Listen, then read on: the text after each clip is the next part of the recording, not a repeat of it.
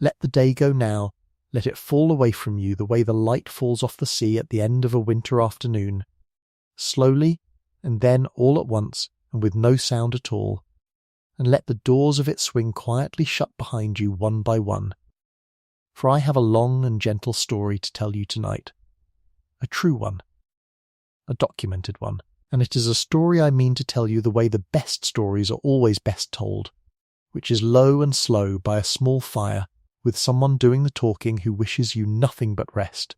and nothing at all required of you but to lie still and breathe and let the words come over you like the tide coming in over shingle, without hurry, without alarm, taking their own patient time. You may sleep whenever you like tonight, whenever your own eyes decide the matter for you and close of their own soft weight. There is nothing in this whole night you must stay awake to catch, nothing that will startle you, no turn of it that will not be laid down gently before you well ahead of time, and I will tell you the ending long before we reach it, more than once, so that your heart may be at rest the whole way through and never once made to hold its breath. But stay with me a little while yet if you can, because there is a place I want to take you to, and I want to bring you to it the way you ought first to come to it, which is on a cold clear evening in the depth of winter, out at the far quiet edge of England, in a fold of the Dorset hills that runs down to a lonely bay. So come with me back through all the years, to a raw December evening in the year 1943, the 19th day of December, with the last of the light long gone, and a hard clean wind coming in off the water, off Werbarrow Bay, up the narrow green valley between the great grey cliffs. And let me set you down in the one small lane of a village at the bottom of that valley, and let me tell you what was strange about that particular evening, what had never happened before in all the long telling of the place. It was dark. Every cottage in it was dark. Along the little curving street of grey stone houses under their thatch and their slate, in a place where for 600 years and more there had been, on any winter evening, a lamp warm in a window and a fire on a hearth, and a thread of wood smoke going up into the dusk. On this evening there was not one lit window, not one banked fire, not one blue thread of smoke standing up over the roofs. The chimneys were cold, all of them, every chimney in the valley cold at once, for the first time in centuries, and the wind came down off the ridge and over the empty roofs, and found no warmth anywhere to trouble, and went on out to sea, and the houses stood dark and shut and holding their breath under the early stars,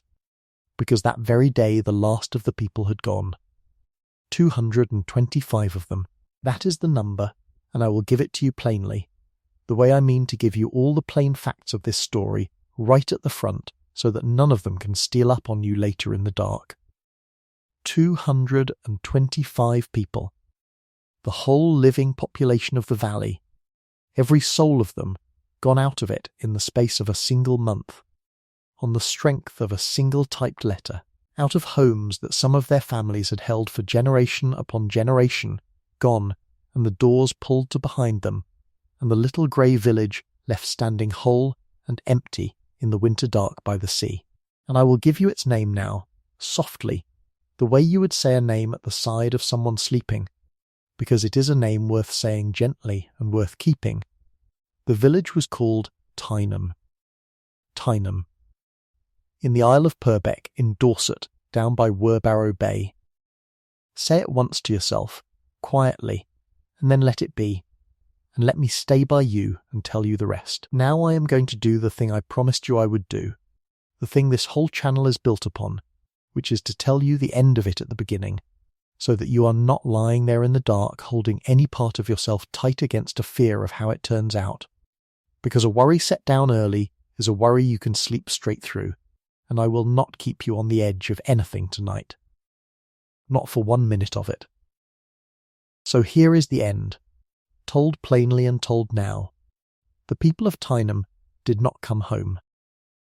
That is the sorrow at the middle of the whole story, and I will not hide it from you or dress it up, and I will not spring it on you later either. They were promised in so many words that they would be brought back when the need had passed, and the war ended, and the years went by, and they were not brought back, and in the year 1948 the thing that had been done for. A season was made permanent by an order of compulsory purchase, quietly, on paper, in an office far away, and the promise that had been made to them was, just as quietly, allowed to break. They never got their valley back. That is true, and it is hard, and I would not lie to you in the dark and tell you otherwise. But here, straight away, is the other half of it, the half that lets you rest, and it is every bit as true as the sorrow. The village was not destroyed. This is the strange grace at the heart of Tyneham, the thing that makes it unlike almost any other lost place in these islands. It was taken, but it was not knocked down, not built over, not drowned, not ploughed under and forgotten. It was folded away inside a great range of empty army firing country, sealed off behind gates and red flags on the high ground, and left there alone in its quiet valley by the sea, and so instead of vanishing, it was in a manner of speaking kept the way a clock is kept when someone stops it on purpose at a particular hour and sets it on a shelf. Its hands left standing forever at that one December of 1943. The grey church of St. Mary is still there in the valley, cared for, its door open on the quiet days, swept and tended and lit. The little schoolhouse is still there, and inside it the slates and the copybooks and the small wooden desks are set out just as they were, the children's letters still on the boards, the peg still waiting for coats that will not come. And on the still weekends and the long summer weeks, when the guns are silent up on the ranges, the gates are opened, and anyone at all may walk down the green lane into the valley and stand in that hushed and roofless village, and go into the church and into the school, and see it, and be quiet in it. So that is the shape of the whole night, told to you now, and to be told to you again, a village taken and never given back, a promise made and gently broken, and yet a place not lost but held, stopped and kept and quietly loved, waiting in its valley for whoever cares to come. Now let me pause here a moment and speak to you directly, before we go any further down into it, because I would like to know you are there, and I would like you to feel that you are welcome here. Wherever you are lying tonight, in whatever country, under whatever roof, in the deep middle of your night, or the grey edge of your morning, in a city loud with traffic below the window, or a house so far out that the only sound is the wind, you are welcome here by this fire. And there is room, and you have come to the right place to lay the day down. I picture you all, the whole scattered company of you, listening in the dark in 100 different places, some of you in the old countries, and some of you an ocean off from where this little valley lies, and it gladdens me to think of it, that a story of one small dark village by an English bay should be keeping quiet company tonight with so many people in so many far and different rooms. So if you would like to, and only if it is no trouble to your rest, you might tell me, before you drift, where you are listening from tonight, the town, the country, the kind of night it is outside your window, whatever you like. Not because I need it, but because a fire is a warmer thing with names around it, and because I like to know who has pulled up a chair. Leave it wherever such things are left, and I will read it gladly, and think of you, and you will be one more light in the dark I am speaking into. And then let it go, and let your eyes grow heavy, for you have done your part simply by coming. Now there are 3 small things I want to put into your keeping tonight. 3 plain things to carry with you through all the hours of this story, the way you might carry 3 warm stones in your pocket on a cold walk, and I will name them now, and I will bring them back to you, softly, again and again, all through the night, so that however far you drift you will have them to come back to. The first is the note. There was a note, a single sheet of paper, and I will come to it in just a moment, and it is the truest and gentlest thing in the whole of this story, and it is the reason I am telling it to you at all. The second is the slates, the children's slates and copybooks in the little school, the small letters chalked and penned by children who grew up and grew old and never came back to that room, left lying now in the hush, exactly where they were laid down. And the third is the lit church, the low grey church of St. Mary standing in the empty valley with its door swept and open and a light kept in it, alone in all that emptiness, tended still after all the years. The note, the slates, and the lit church hold those three, and you cannot lose your way in this story, for it comes back to them always, the way a tune comes back to the same three notes. And let me set the first of them into your hands now, the note, because it belongs here at the very beginning, on that dark, cold evening when the last of the people had gone. Go back into the empty lane with me. It is nearly full dark now, and bitterly clear, and the wind is working up the valley off the bay, and the houses stand shut and cold on either hand, and up the lane, out of the dusk, there comes one figure walking,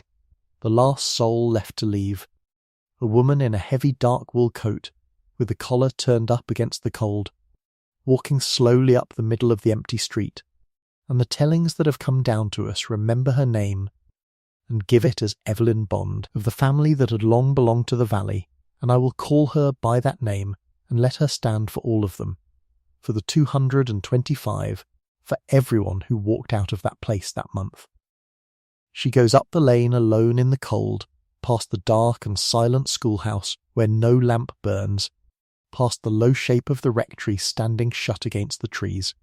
up toward the churchyard wall and the little grey church of St. Mary at the top, its square tower black against the last pale light left in the western sky over the sea. And she has a sheet of paper in her hand, and a single drawing pin. And she comes to the church, to the great old oak door of it, weathered and grey and studded with the iron of centuries, and she smooths the sheet of paper flat against the wood with the side of her cold hand, gently the way you smooth a blanket over someone, and she sets the one drawing pin into the corner of it and presses it home into the old oak, and she steps back, and there it is, pale against the dark door, one small square of paper in all that emptiness, moving a little at its loose corners in the wind, but holding, pinned, left, and this is what was written on it, and I will read it to you slowly and softly once. And it is the whole warm heart of the night, so let it settle all the way down into you as it comes. Please treat the church and houses with care. We have given up our homes, where many of us lived for generations, to help win the war to keep men free. We shall return one day, and thank you for treating the village kindly. That is all. That is the whole of it. There is no anger in it, do you notice? None at all. No bitterness, no reproach, nothing hard.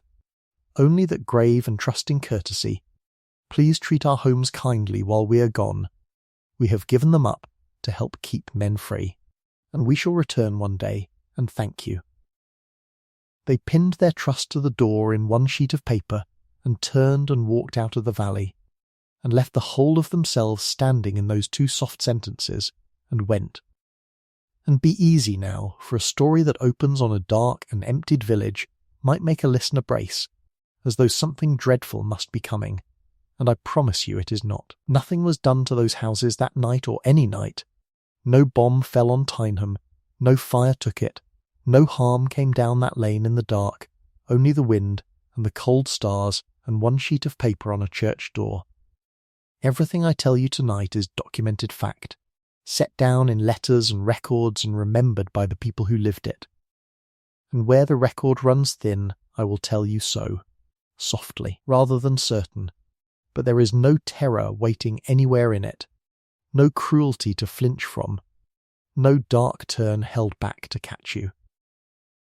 It is one of the kindest sad stories I know, and I mean to carry you all the way through it and out the far side into peace, and I will not let you stumble on the road. Now before we go on, I want you to understand exactly what kind of loss this is, because it is a rare kind, and it is not the kind you might expect.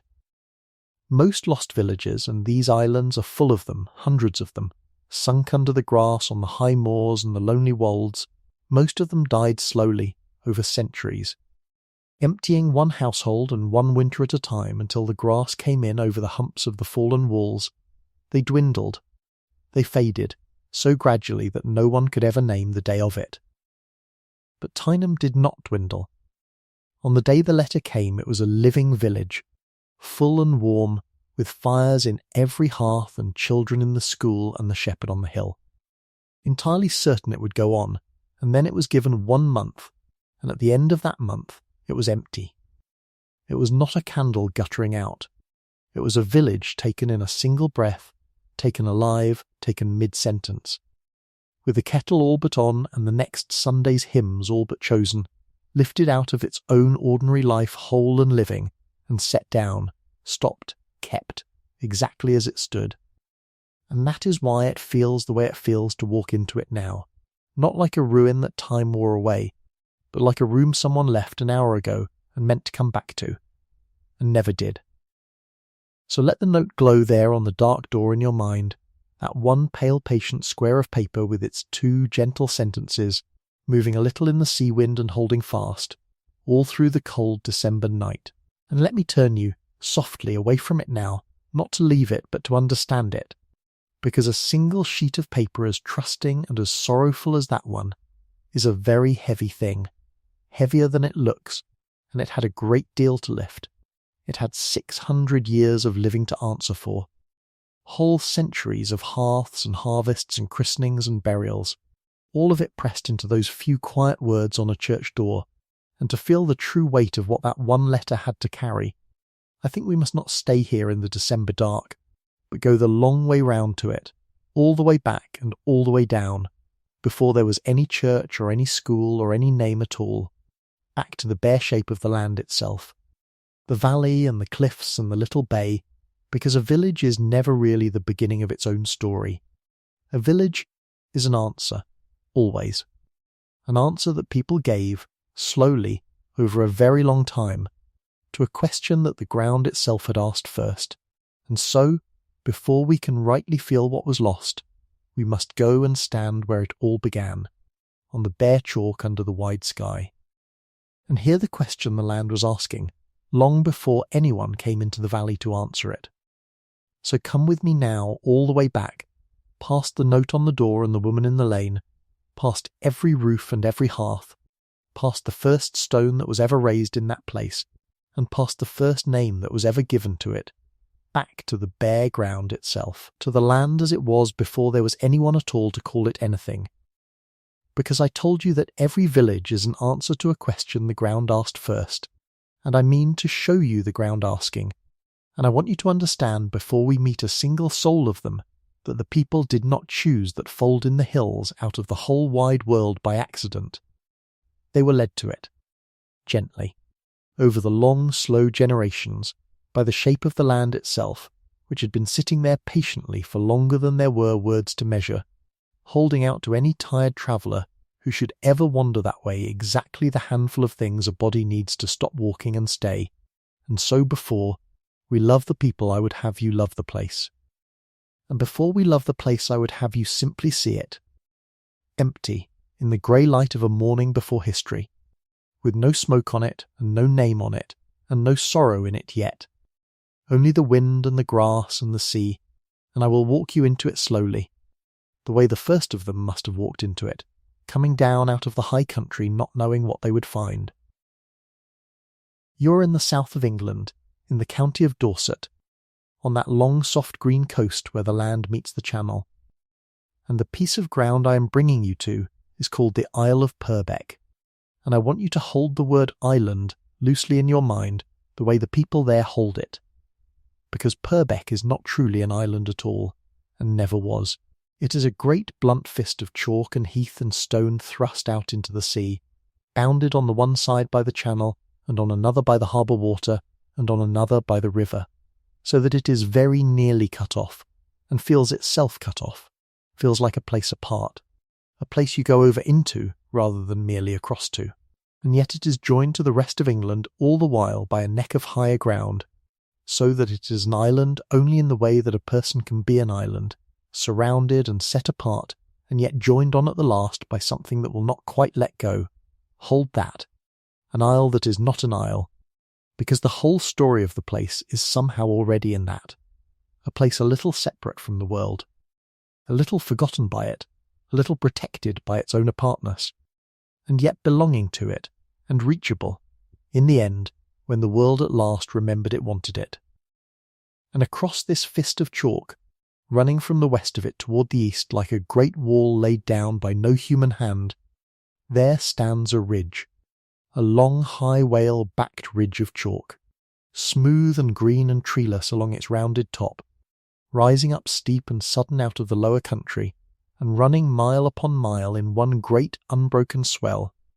And I want you to feel the size and the steadiness of it, because this ridge is the first and the largest of the things the land had to offer. This ridge is a wall, and it stands almost exactly across the path of the north wind, so that the whole northern weather of England, all the grey cold of it that comes down off the high country and out of the winter, comes rolling down over the lowland and strikes this long chalk wall,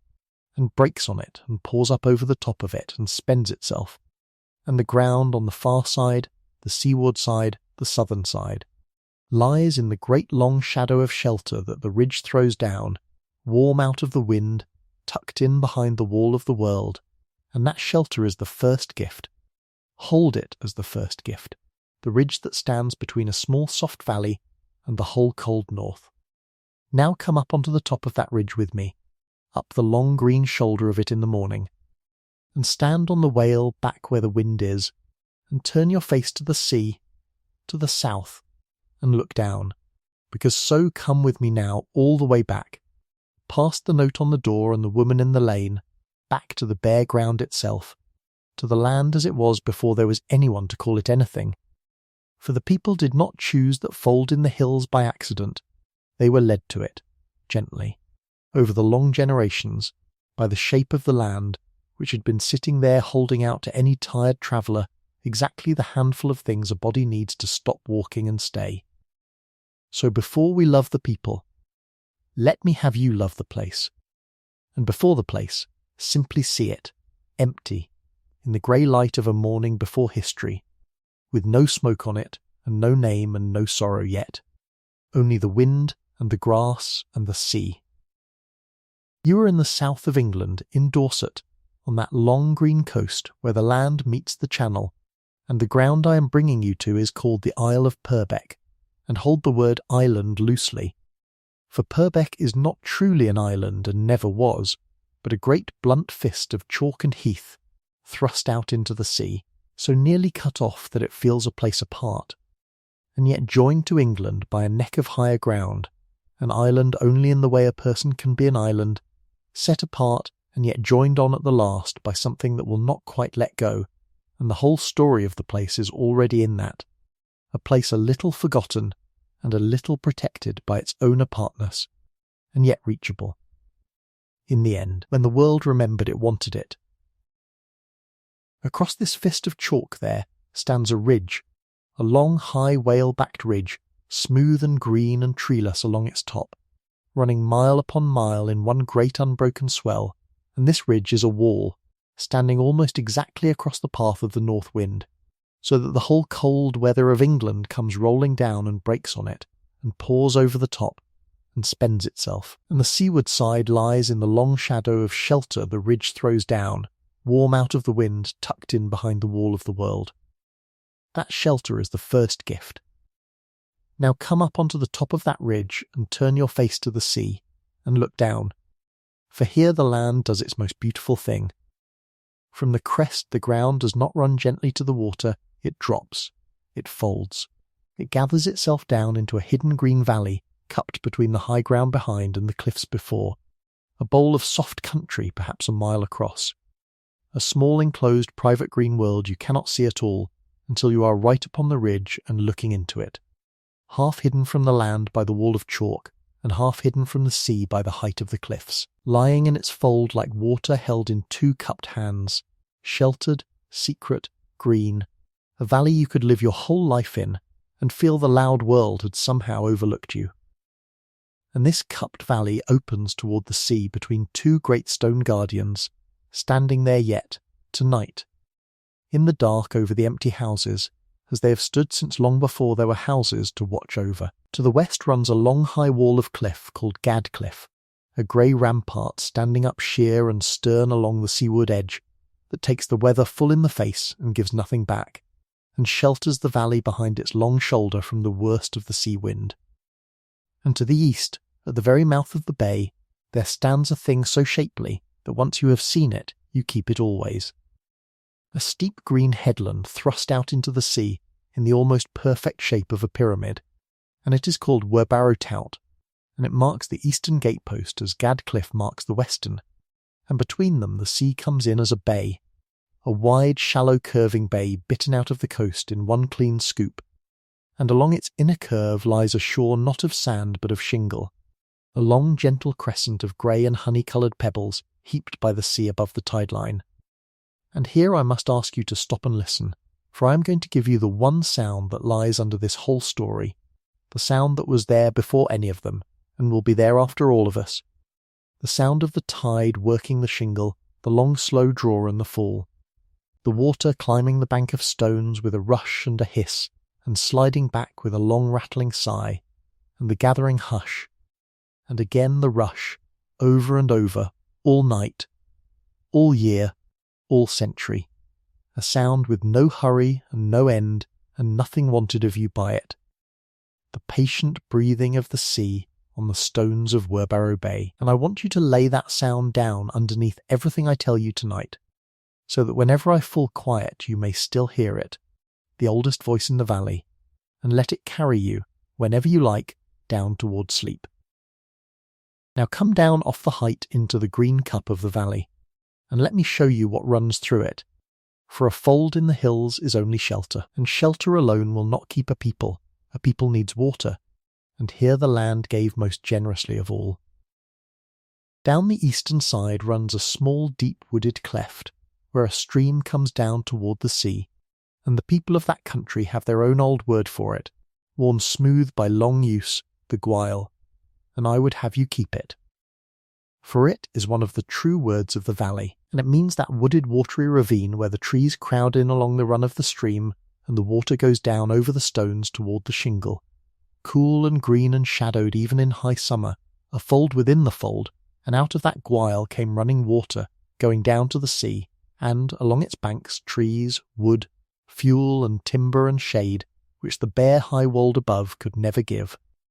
But the greatest gift the land kept quiet, the way the land keeps it. In that valley, out of the chalk, there rises a spring. Chalk is a strange and generous stone, for it drinks the rain and holds it deep, and then, low down, lets it go again into the light, and the water comes out filtered clean and clear as glass and cold. And because the hill above holds so much it comes without ceasing, in the wet years and in the dry, in the drought of high summer, when lesser streams shrink and fail, this spring did not fail.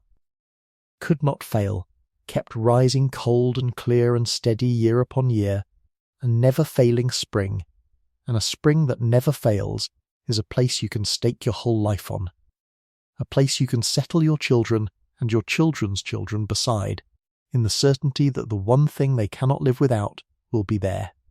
rising clean in the morning, every morning, forever, so now, standing in the green fold with the sea drawing on the shingle below, and the great ridge sheltering your back, and the spring rising at your feet.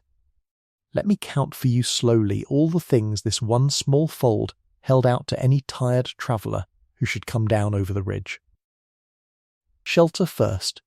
the chalk ridge standing as a wall against the cold, so the valley lay warm in its lee. Water, second, not water that might fail, but the cold clear spring rising ceaseless, the one certainty a settled life is built upon. Grazing, third, the short sweet turf on the chalk, the very best of feed for sheep, close at hand up the green sides of the fold. Food from the sea, fourth, the bay open below with its fish and its shellfish and its shingle to draw a boat up on. A second harvest no drought could wither. And wood, fifth, down in the gweil, timber to build with and fuel to burn, in a country where wood was otherwise scarce. Shelter, water, grazing, fish and wood, 5 gifts laid out in one small fold, everything a body needs to stop walking and lay down its burden, and light a first fire and stay. And is it any wonder that people came? And having come did not leave, not for 800 years and more, until men with a different kind of arithmetic came at last and made them. The ground asked its question, held out its 5 gifts, and the people, in the fullness of time, gave their answer. And their answer was a village. And they were far from the first, for this fold is old in the story of people, old past any easy reckoning, and the ground all around is written over with the marks of those who came long before the village, before the church, before the name. High up on the seaward heights there stands the oldest great work of human hands in all that country, a hill fort of the people who lived there before the Romans ever set foot in Britain. Ringed with ramparts and ditches thrown up out of the chalk by hands that have been dust for more than 2,000 years, and it is called Flowers Barrow, and notice the patient thing that has happened to it. For it was built at the edge of the cliff, and the sea, which is never done, has been eating that cliff back grain by grain, so that the front of the old fort is simply gone, fallen onto the beach and carried off, and the great ramparts run out to the cliff edge and stop, broken off in the air. An ancient stronghold the patient water has been quietly unbuilding for 2,000 years. And along the crest of the ridge run the round barrows, the burial mounds of a people even the fort builders might have called ancient. Low green swellings on the skyline where some forgotten great one was laid under the earth, so utterly old that even the medieval ploughmen of the valley, looking up at them 1,000 years ago, did not know who had made them, and had no name for the makers but a name that tells you everything. They called them the work of the before people, the ones who were here before, already so long gone by the Middle Ages that they had passed clean out of all telling.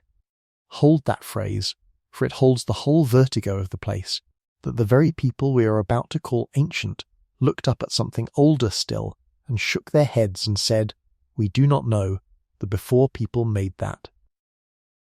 And here, at last, the mist thins and the ground gets its first written word. In the year 1086, 20 years after the Norman conquest, the new king, William the Conqueror,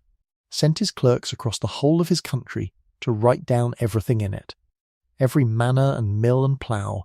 a great and thorough reckoning the English came to call the Domesday Book, the Book of Doom, the Book of the Final Account, and the King's Clerks.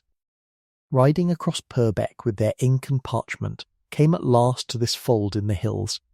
and found there not a fortress and not a shrine, but a farm, a small settled working place among the chalk. And they set it down, and the name they wrote, in their crabbed Latin hand, was Tegeum. The scholars will tell you honestly that the reading of these oldest names is never quite certain, but the commonest and loveliest reading of Tigeham is the goat's home, the place where the goats are kept, and sit a moment with the sweetness of that when this valley at last enters the written story of the world, after the before people and the fort and all the long unnamed centuries, it enters it not as a place of kings or battles or miracles, but as a homely working farm on the steep. Chalk where goats could climb the ground too rough for gentler beasts, the goat's home, and that some clerk of the conquerors dipped his pen and wrote it down and rode on, never dreaming he had just given the place the first word of a name it would carry for the next 900 years. And now hold the whole arch of time in your two hands at once, for at the one end there is that line of Latin in the year 1086, the goat's home, and at the other end, the very other end, there is a sheet of paper smoothed against a great oak door and held with a single pin on a raw December evening in 1943. Please treat the church and houses with care. We shall return one day, and between those two lie nearly 900 years. And we are not going to skip over them as though the middle were empty, for the middle is the thing itself, 900 years of mornings, of harvests coming in and children born at the font and old ones laid in the churchyard grass, the spring rising every day and the tide drawing every night on the shingle, almost none of it written down. And every year of it lived by real people who woke in that fold and worked in it and loved in it and slept in it, and we are going to walk down through those years slowly, so that when at last we come round to that December door, you will feel in your bones the whole tender weight of everything that one small sheet of paper had to lift. So come down off the ridge with me now, down out of the wind and into the fold, and let the centuries thicken around you the way the warmth of a room thickens around someone who has just come in, out of the cold and shut the door.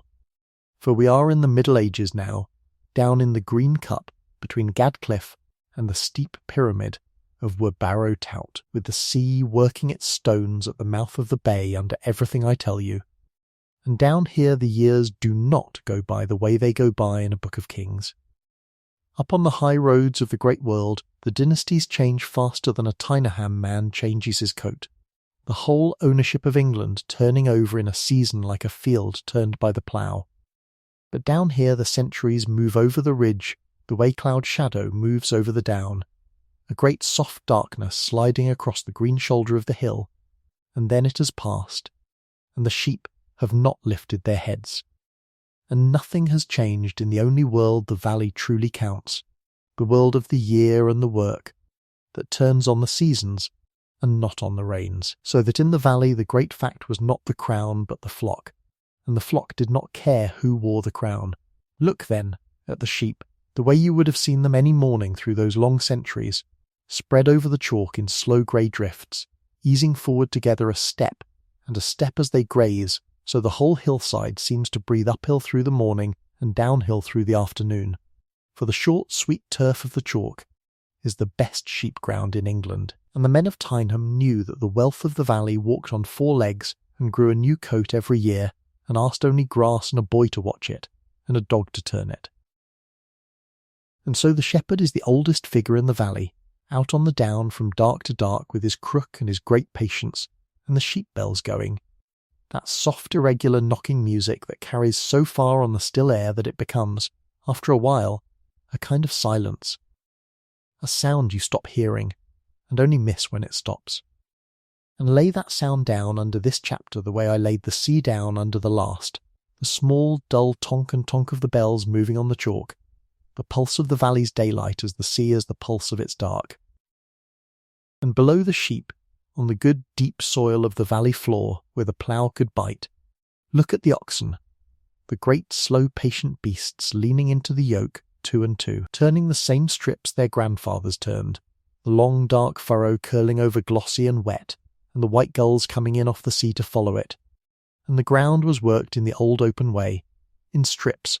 each household holding not one field but a scatter of long narrow lands set fair among its neighbours, so that no man had all the best or all the worst. And it is slow, an acre a long day's labour, and that slowness is not a hardship, it is simply the speed at which bread is made out of chalk and rain and muscle.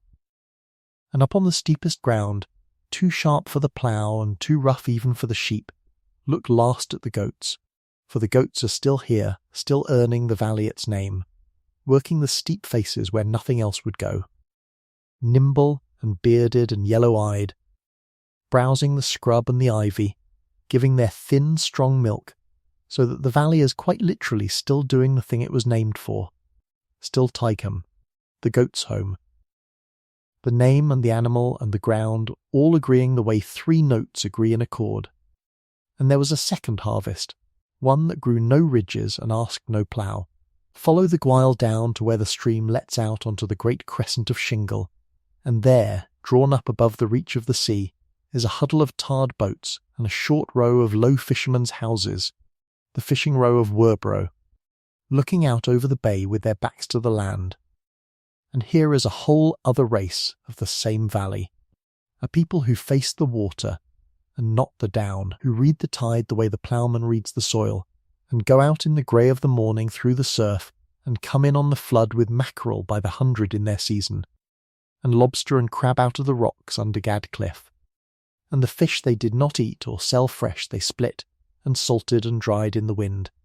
So the valley had laid up against the winter not only its corn and its wool and its cheese, but its fish as well. Hold the 3 of them together now, the sheep on the high chalk, the oxen and the corn on the valley floor, the boats out of Werborough on the bay, 3 ways of getting a living out of one small fold, the shepherd and the ploughman and the fisherman, none of them able to spare the others, so that the place was whole and sufficient and fed, and did not need the great world over the ridge for anything much at all, which is exactly why it could go on so long, so quietly, changing its kings and not its ways, century after century. And it is into the middle of that whole and sufficient valley, somewhere in the slow green depth of the Middle Ages, that the stone begins to rise, and here I must slow right down and give you the making of the church. For the church is the true clock of this whole telling, the one fixed thing against which everything else will be measured, and I would not have you drift past its raising as if it were only one more building. It was not one more building, it was the building, the one they made to outlast every other thing they made. Say the century softly, not as a fact to be held, but as a place to rest, the 1200s, the 13th century, though it may be older in its oldest stones, for the records are thin here, and I will not pretend to date a wall to a decade, when the men who could tell us have been dust for 700 years. But somewhere in the 1200s the people of this small, poor, sufficient valley set about raising, out of the grey stone of their own country, quarried from their own ground, and dressed with their own hands, a church. And understand what a slow and unhurried thing that was, for they built it to stand 800 years, and it did, and they built it not by any grand design or any great gift of money. There was never great money here, but by the plain, patient method, by which nearly every old parish church in England was truly made, and it is the thing I most want you to carry into your sleep. A village church is not built, it is grown. It is grown the way a great tree is grown, ring by ring, as the years allow and the harvests permit, one patient adding to another across the generations, so that no single man ever sees it begun and finished, and the church that stands at the end is not the work of a builder, but the work of a village, the accumulated love and labour and small surplus of scores of ordinary lifetimes, each of which added its one ring and passed the work on. So they began with the plain heart of it, the nave where the people would stand, and the chancel where the altar would be, two simple strong stone rooms set end to end and roofed, built thick and low, of the country's own grey stone in walls a yard and more through, made to keep the wind and the sentries out, and to hold the one warm human business of the place safe inside, and they dedicated it, as so many were, to St. Mary, to Our Lady, the gentlest of dedications, the Mother, so that a valley so given to the quiet work of keeping and tending should have set its one great stone building, under the keeping of the Mother of all keeping, and once the plain heart of it stood, the growing began. In a good century, when the wool sold well and the harvests came in heavy 3 years running, the parish might find it had the strength to throw out a transept, a whole new arm of stone reaching from the side of the nave, until you could hardly see the join. And in another season some patient hand added the porch, and I want you to have the porch particularly, because the whole story is going to turn on it at the very end, so let me build it carefully. A deep south porch, a good stone room set over the south door to keep the weather off it, with stone benches built into the two side walls, low and worn and cool. And those benches were not an idle grace, they were made for the plain, kindly uses of a church that served real people in real weather. A bride and her party might wait on them out of the wind before the doors opened, and a coffin might be rested on them out of the rain while the bearers took their breath. For so much of the old life happened in the porch, at the very door, on the boundary between the world and the sanctuary. And last of the great addings, and very like this small poor valley, they did not raise a tower, they had no money for one and no need, and instead on the west end they lifted a little bell-cote, a small neat gable of stone pierced to hold a single bell, one bell for one valley. And that single bell was enough for everything the valley ever needed a bell to do, to call them in to the work of God, and to ring them home out of the fields at the day's end, to mark the christenings and the weddings, and to toll slow and grave for the dead, up over the roofs and away down the Gwyle, so that a fisherman a mile out in the bay could hear, faint under the gulls, the single bell of St. Mary's telling him he had a home to come into. And now, into that grown church, into that deep south porch, let me set the one tender thing I most want you to carry unbroken to the end of the story. For it is the very hinge on which the ending turns. On a day of sunlight, some ordinary bright working day in one of those medieval years, they hung the door. The great oak door of the south porch, cut from the oak the valley grew, thick planks pinned and braced, hung on its long black hand forged strap hinges that the valley's own smith had beaten out on his anvil, iron for a door meant to swing for as long as the walls stood, and see the hanging of it, the men lifting the great leaf of oak and settling the hinge eyes onto their pintles and easing it. To see it swing, and the children of the valley gathered close and round-eyed to watch, and the carpenter, when the door was hung and swung true and shut sweet against its frame, running his broad thumb slowly along the grain of the oak, half a caress and half a final testing, finding it good, and it was so good that it is that very door, hung in that same porch on those same iron hinges in that long-ago sunlight which will still be swinging 700 years on, at the very end of everything, when a woman named Evelyn Bond comes up through the empty valley on a December afternoon and pins a small note to it. But that is the far end of the night, and I only lay my hand on it now, softly so you will know, when we get there, that the door is the same door, that the story runs all the way through the one unbroken grain of that oak from the carpenter's thumb to the pinned note, and that nothing in it is joined or invented. It is one piece, one door, one valley. Hold the door. And with the church raised and its one bell hung and its great oak door swinging, the two other slow works began. The works it would go on doing without pause for the next 7 centuries, the plainest and the deepest. The churchyard began to gather the valley's dead, and the font began to receive the valley's living. Picture the churchyard filling over the generations until the ground was soft and green and crowded with the valley's own. The shepherds and ploughmen and fishermen and their wives and small children lying down at last a few yards from where they were christened, so that in time the dead of Tigeham far outnumbered the living. A great quiet congregation in the grass, and picture, inside, near the door, the plain stone font, where each new child was brought to be named and blessed, and made one of the parish. The same font, the same water, the same handful of valley names coming round as the babies were carried up the same aisle their grandparents had been. There is the whole clock of the place set going, and never after stopped until the end. The font at the one end receiving them in, the churchyard at the other gathering them home, and the single bell over both ringing for the christenings and tolling for the burials, the valley passing through its own church like breath through a body, in at the font, out at the grave, for 700 years. And so let me gather for you the whole cast of the place, all the buildings the parish would keep to the very end, and name them over softly like a man counting sheep through a gate. There is the village itself. First, the cluster of low grey houses gathered close about the never-failing spring at the heart of the valley, with the grey church rising among them and its bellcote over all, and there are the outlying farms under the shelter of the great ridge, Boltington to the one hand and Povington to the other, each with its own long low house and its barns and its few families, holding the upper ends of the valley, and there, down at the sea, above the working shingle, is the little fishing row of Werbarrow, the handful of houses with their backs to the land and their faces to the water. Village and farms and fishing row. The spring, the down, and the bay. 3 notes of one chord, struck slowly over the long medieval centuries, together making the one settled sufficient sound that was Tyneham, that was Tigeham, the goat's home, whole and fed and old, its sheep bells moving on the chalk, and its smoke standing straight up into the still evening air. Its one bell ringing the valley in and sending it home,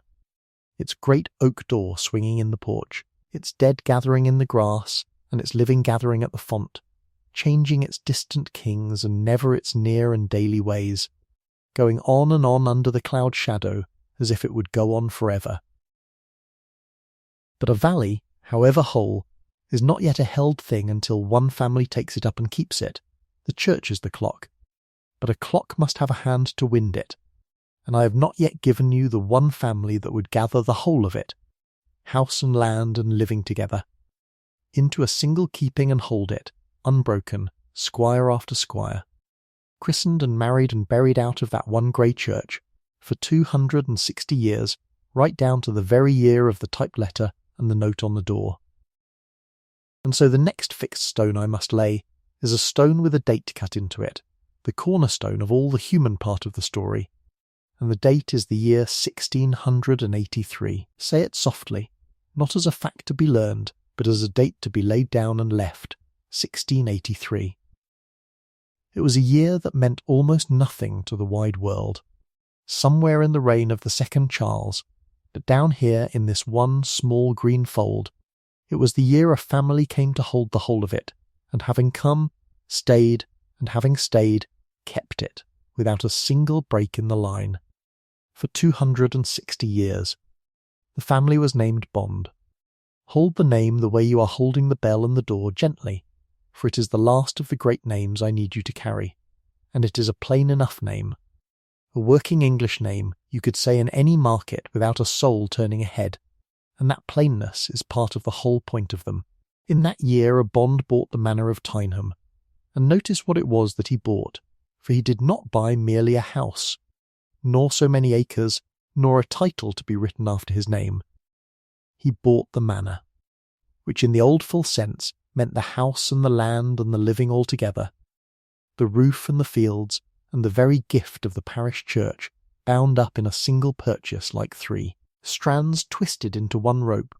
so that the man who slept under the gables of Tyneham House was the man whose rent the farms paid, and the man who chose, when the old rector died, who should stand next in the pulpit of St. Mary's, and that threefold holding, house and land and church in one hand, is the thing that let a family and a valley grow so slowly into one another that by the end you could not have said where the one left off and the other began. And from that year until the year of the typed letter waiting for us at the end, there was never a break in the line. 260 years, squire after squire, father to son, and where not son to son, then a cousin or a nephew, but always a Bond, always resident, so that a child christened at that font in the reign of Charles II had for his squire a Bond. And the last child christened there more than 2 centuries and a half later had for his squire a Bond also. Every christening and marriage and burial between witnessed by that one unbroken family, generation laid beside generation, for longer than most of the nations of the world have held thee. Names they go by now. Whole countries have been born and named and changed their names again in less time than one family kept faith with one small Dorset valley. That is the length of the thing. That is the cornerstone. Now let me show you the house. For a family is an abstraction until you can see the roof they slept under, and Tyneham House is worth the seeing. It does not stand up bold on the hill the way a rich man's showplace stands to be admired from 3 counties off. It sits low and half hidden in its own trees below the shoulder of the down, so that you come upon it almost suddenly. And there it is, an Elizabethan manor of grey Purbeck stone, the same stone the church was built of. So that house and church are made of the very same bones of the very same ground, gabled, weathered to the soft grey of a very old thing,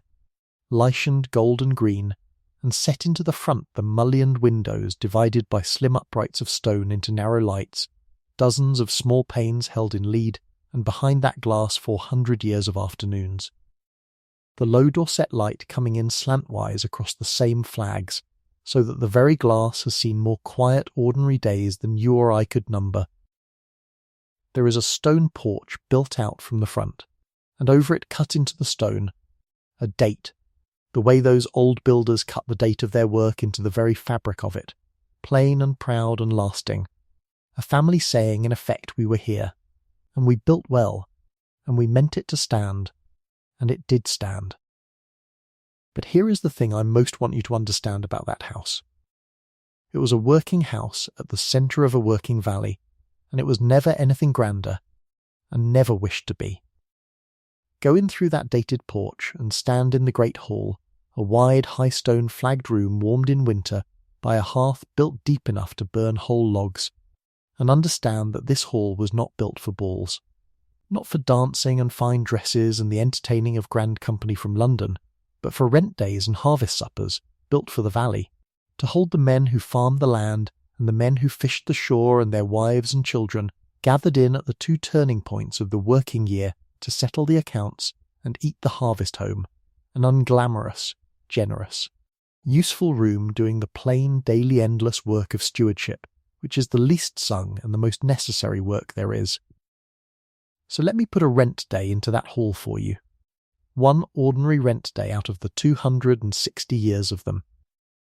It is an autumn morning, the harvest in, and the long dark table is set out down the middle of the hall, worn smooth by generations of forearms, and at the head of it sits the squire, a bond, whichever bond it happens to be, a countryman in plain good clothes, not a courtier, and before him lies the estate ledger, its pages ruled into neat columns for the tenant's name and the rent due and the rent paid. And the tenants come in, one after another, cap in hand out of the old courtesy. The farmer from Boltington, and the farmer from Povington,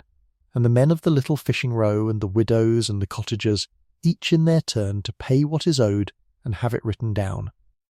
But they come in easy, unafraid, at home, because their fathers paid at this same table, and there is nothing new or frightening in it. It is the oldest and most familiar rhythm of their lives. And the real business of rent day was never truly the money at all. The real business was the 100 small matters of the valley's keeping that got talked over across that table while the ledger lay open. The thatch is wanting renewal on the long barn at Boltington, and it is agreed it shall be seen to before the winter, the estate finding the reed. The down gate on the Povington lane is off its hinges, and the sheep are getting through, and that too is written down to be mended. And there at the row end, the widow whose man was drowned off Werbarrow 2 winters back, her rent is quietly forgiven again, as it was forgiven last year and will be next, and no note is made of why, because everyone at the table knows why, and the not writing of it down is itself a kind of courtesy. The column simply stays blank against her name, year on year, and the blank is a kindness, and the kindness is the point. And all of it went into the ledgers, kept generation on generation, some of which survive to be read today. So this is not a thing I am inventing to make you love them. It is the plain daily evidence of a family at the work of stewardship. Gutters cleared, walls repointed, roofs kept sound, timber felled when ripe and, in the same season, timber planted, young trees set into the ground by men who knew they would be long dead, before those trees threw any useful shade, planting them anyway, precisely because that is what stewardship is. The setting of trees you will never sit under,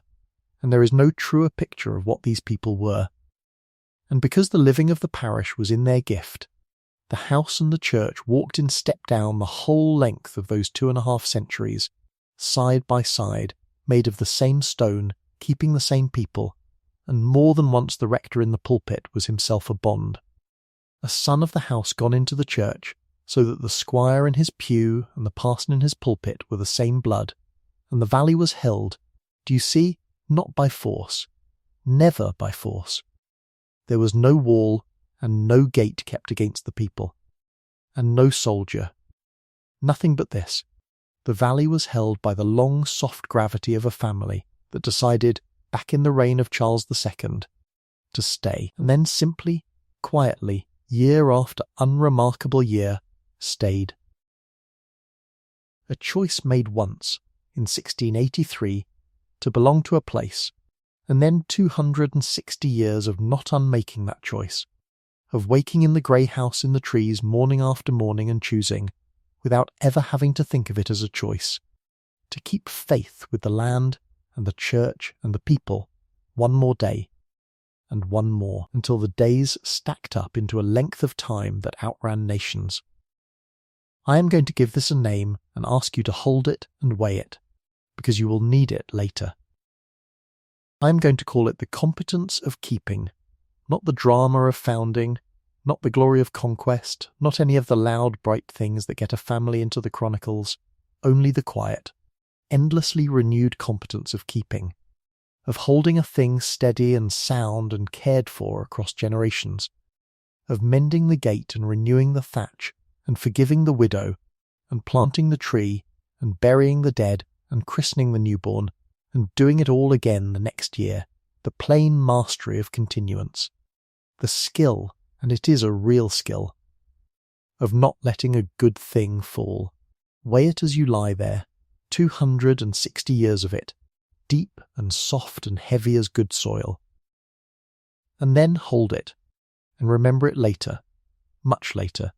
when we come at last to the end of the night, and a single sheet of typed government paper is set down against it in the scales, one thin sheet against 260 years, and you are asked to see which way the balance goes.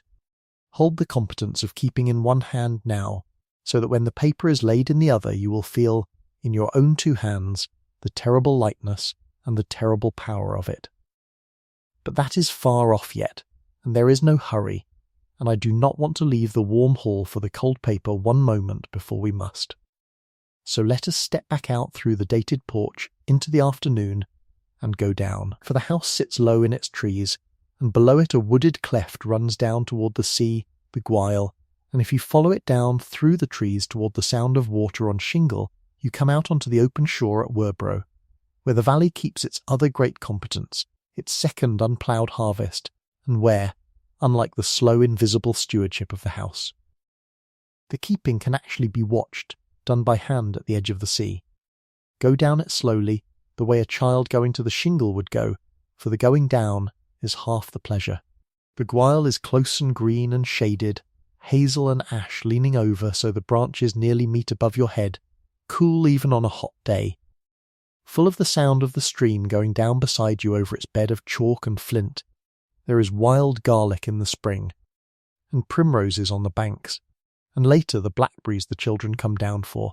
and the path drops and turns, and the trees thin, and the air sharpens and carries a cool salt weight,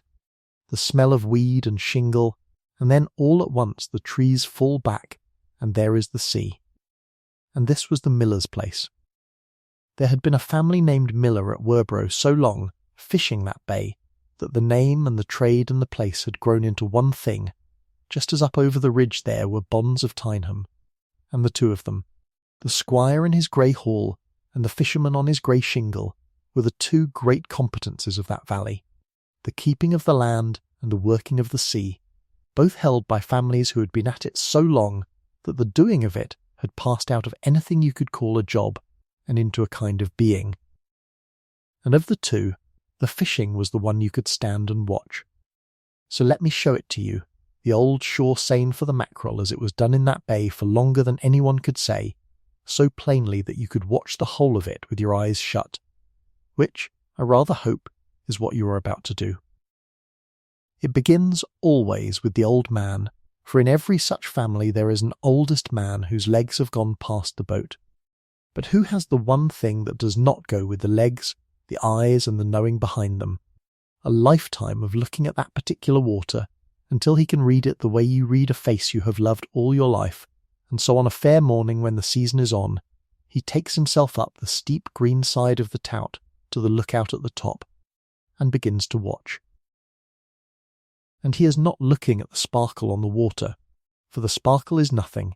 It will fool a young man for hours. The old man looks past it, down into the very body of the sea, waiting, patient as the headland he sits on, for the stain. For when a great shoal of mackerel moves into the bay over that pale shelving floor, they show, to an eye that knows, as a darkening. A great soft bruise spreading and drifting across the paleness, a shadow with no cloud to cast it, moving slow and low and heavy like a drift of smoke, pushed by no wind, purple dark against the pale, and the old man sees it come. And his whole long life has been the preparation for this one moment of seeing it. And when he is sure, and he waits until he is sure, for he has the patience that is the other half of the eyes, he stands up on the top of the Tout and lifts his voice, one long carrying cry down to the beach. And if the wind is wrong for the voice, he takes off his coat and swings it high over his head, a great slow signalling arc against the sky, and that swing empties the row of cottages in a moment and brings them all down onto the shingle at A. Run, and now watch the boat, drawn up with the great seine net faked down in its stern in long careful loops, and the men run it down the shingle and into the sea and are aboard and pulling hard out into the bay, and one man's whole task in the stern is the paying out of the net, and this is the beautiful part, like watching someone write a single enormous word on the water. For one end of the net is held fast on the beach, and as the boat pulls out and around, that man feeds the net over the stern hand over hand, the corks riding the surface in a long line, and the leaded foot of it hanging like a curtain down through the water, and the boat does not go straight, it curves, it sweeps out around the drifting stain of the shoal and back in toward the shore further along the beach, so that when it is done there is a huge loop of net standing in the water in a half circle, its two ends on the land and its long belly bellied out around the fish. And the shingle itself is the closing fourth side of the trap. The sea has been fenced, gently, with a fence of cork and twine and lead.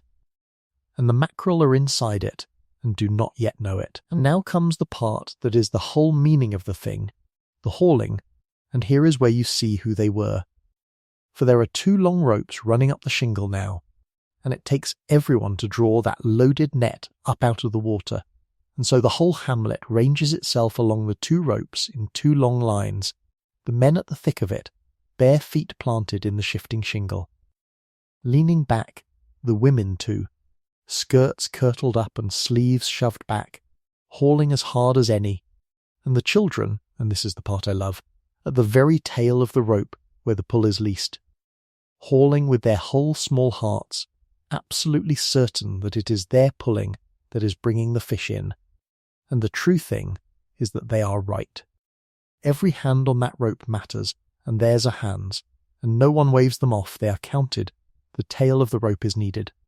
And so the two lines haul, not a straight steady pull, but a stepping, a walking backward, take a step up the shingle and lean the weight back and hold, and the next man takes his step, the whole line moving backward up the beach in a slow, ragged unison, drawing the great net in inch by inch, the half circle in the water growing smaller, the corks coming closer, and then, out in the shrinking loop, the water begins to stir, and then to quiver, and then to boil silver, as the trapped shoal turns and cannot get out, 1,000 mackerel flashing all at once so the whole surface breaks into a churning silver light. And a great sound goes up from the beach, the children shrieking with it, and the last of the haul is the hardest and the gladdest, until the net comes up over the tide line heavy and streaming and full, spilling its silver over the wet stones, and the bay has given up its harvest, and it is done. And then comes the last part, the counting out, the sharing, older and wiser than it looks. For the catch is divided there on the beach by a custom so old that no one who kept it could have told you when it began, and it is done in shares. A share goes to the boat, first, one full share set aside as though the boat were a person owed a wage, and in a way it is, for the boat must be kept, corked and painted and mended. And a share goes to the net, and this is the one that tells you the whole mind of these people. A full share, as though the net too were a member of the crew standing on the shingle with its hand out. And it is, in the only sense that matters, for the net is the thing that catches, and it is forever wearing in the salt, and must be barked and dried and mended, so they gave the net its wage the way they gave a man his, out of a plain understanding that the thing that feeds you must itself be fed. And then all the rest is divided into shares for the hands, a share to every pair of hands that pulled, man and woman alike, and hold this, the children too. A real portion counted out into small hands, because they had pulled, and a puller gets a share, and that was the law of the beach older than any written law, and so a child at Werbarrow learned, before ever it could have put words to the lesson, that work is shared, and its fruit is shared. A fairness so deep it had stopped being a rule and become simply the shape of things. Now let me take you back up out of the salt air, up the Gweil and onto the high chalk, for there was another craft in that valley. Quieter, higher, and it is the shepherd's craft, and it is a keeping too. Up on the tops the shepherd worked his flock in the old fold way, and the tool of it was the hurdle, a light panel of hazel rods woven close, which he carried on his back in a great awkward roped stack up the hill. And with them he built a fold on the open down, and into it he put the flock for a night, penned close on one small square of ground, and there they grazed it and trod it and dunged it, all night, and in the morning he took up his hurdles and moved them one square along and folded thee. Flock afresh, day after day, the fold creeping slowly across the down like a shadow, and the whole art of it was that the sheep were not just feeding but manuring, carrying the goodness of the high grazing down into the arable in their own bodies, so that the ground they folded one year was the ground you sowed to barley the next, and the barley after the sheep was the best in the valley. The down feeding the field, the sheep the go-between. And then there were the lambing weeks, the shepherd's hardest and dearest time, in the raw end of the winter, when the wind came over the ridge with an edge on it, and he would build his lambing pens in the lee of the down and thatch them with furze to break the wind, and all but live up there through the lambing, hardly sleeping. Going the rounds of the ewes through the long black nights, for a lamb dropped in the dark and not found soon enough is a lamb lost, and so all night he would go along the rows with a horn lantern in his hand, going slow from pen to pen, stooping to look, easing a hard berth with his own hands, carrying a chilled newborn inside his coat to warm it against his own body. And if you had stood on the far side of the valley on a black March night, you would have seen it, the one small light moving slowly along the ridge in the dark, the shepherd's lantern going its rounds, and set that light beside the others we have been gathering, beside the lit windows of the grey church and the note that would one day be pinned to its door. Because they are all the same thing, really. Small kept flames, small acts of watching over, someone sitting up in the dark to keep faith with something that cannot look after itself, the ewe in her pain, the lamb in the cold, the empty church, the given up home. Now stand up here on the high chalk with the wind in the grass, and look down at the whole of it laid out below you, and let me draw the plain conclusion the whole of tonight turns on. What you are looking at is a place that needed almost nothing from the world beyond its own rim. There was one lane in, a single narrow thread, and the valley had its own spring, so it need ask no one for its drink. It had the down for its grazing and its barley, and the fields for its bread, and above all the sea for its larder, and it made its own light and warmed itself at its own hearths with its own wood. And there was no wire brought over that ridge, no gas piped under it. None of the great humming web that was beginning to knit the rest of the country together, so that the valley lay self-contained and self-feeding, needing the wide world so little that the wide world could very nearly have forgotten it, and very nearly did. And that sufficiency cut two ways at once, for it was exactly because the valley needed so little from outside that it could keep its old ways so long, folding its sheep and hauling its seine and sharing out its catch by a custom older than paper,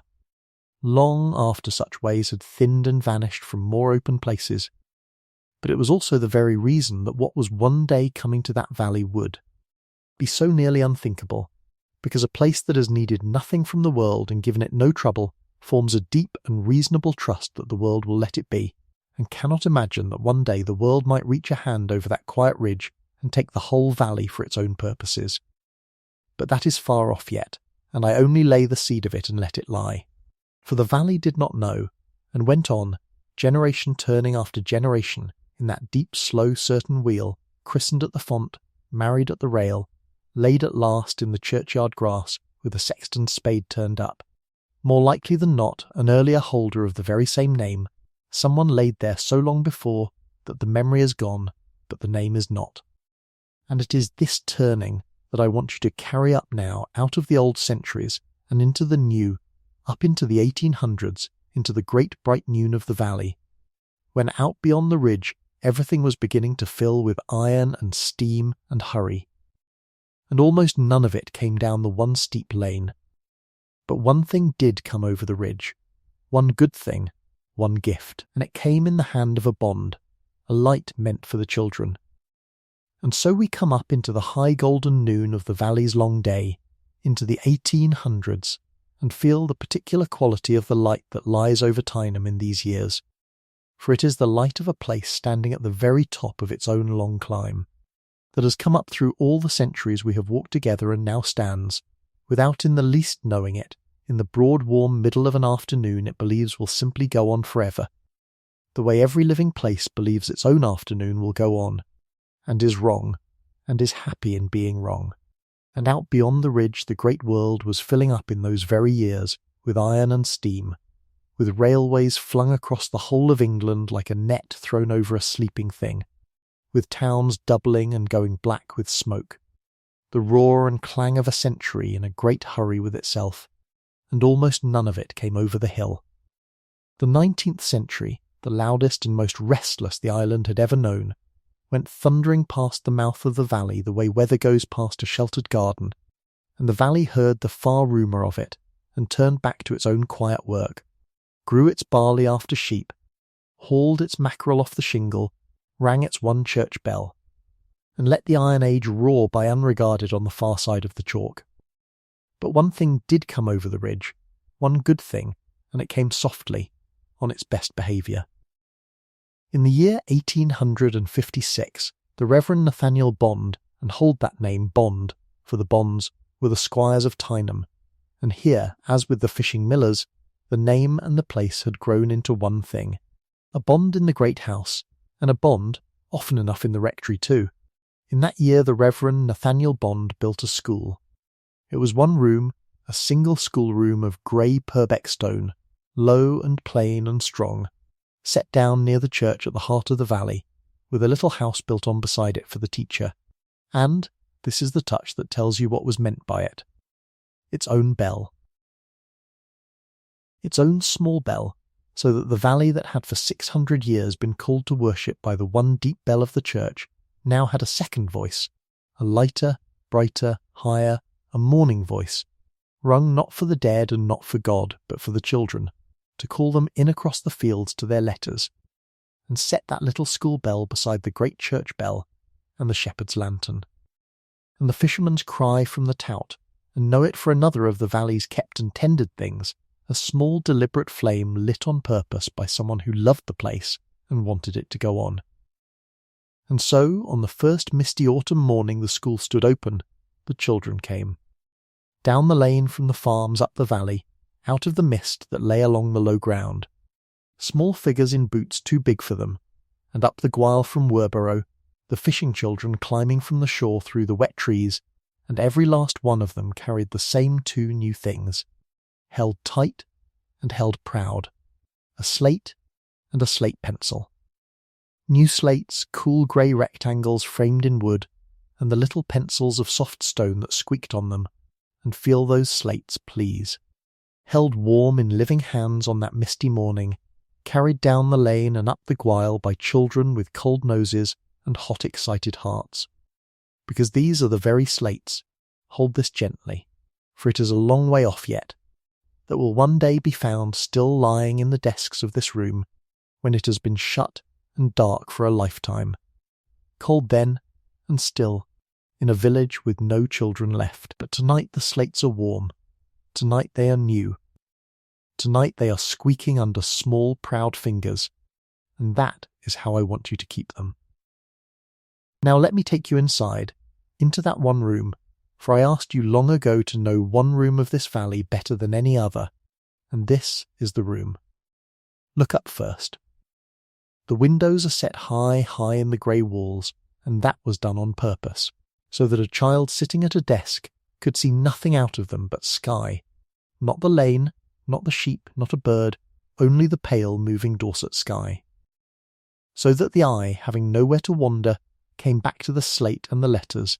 and there is something wonderfully tender in that, in grown people arranging stone and glass so carefully to hold a child's wandering gaze.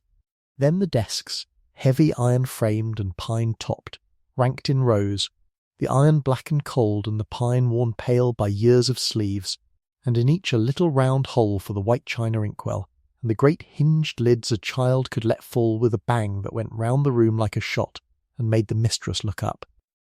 On the walls, the alphabet marching round above the children's heads, and the maps of that confident century, England and the whole wide world with a great deal of it, coloured the pink of empire, hung on the wall of a one-room school in a valley most of the children would never in their lives leave. And along the low wall, down at the children's own height, a row of iron coat pegs. And here I must slow down, and ask you to hold this one very gently, with the same promise I have made all along, that nothing bad happens to the things I ask you to hold, because above each peg, painted small and careful, was a name, a child's own name, painted on the wall above that child's own peg. And for a great many of those children, The children of fishermen and farmhands and shepherds in a poor valley at the end of a long lane, that little painted name was the first place in all the world where their own name was written down as belonging to them. The first public place that said, in effect, this peg is John's, this peg is Mary's, this small space in the world is yours and has your name on it. And feel what that is to a child. To come in cold and small out of the mist and hang your coat on the peg that is yours, that has your name over it, in the warm room with the high windows full of sky. To be, perhaps for the first time, written down, and kept, and named, and I promise you now, while it is warm, that those names above those pegs are among the things this valley keeps safest of all. And we will come back to them, and they will still be there. Now the good ordinary work of the room. There were copybook headlines, honesty as the best policy, waste not, want not, copied down and down in the child's own wobbling hand, growing steadier by the term.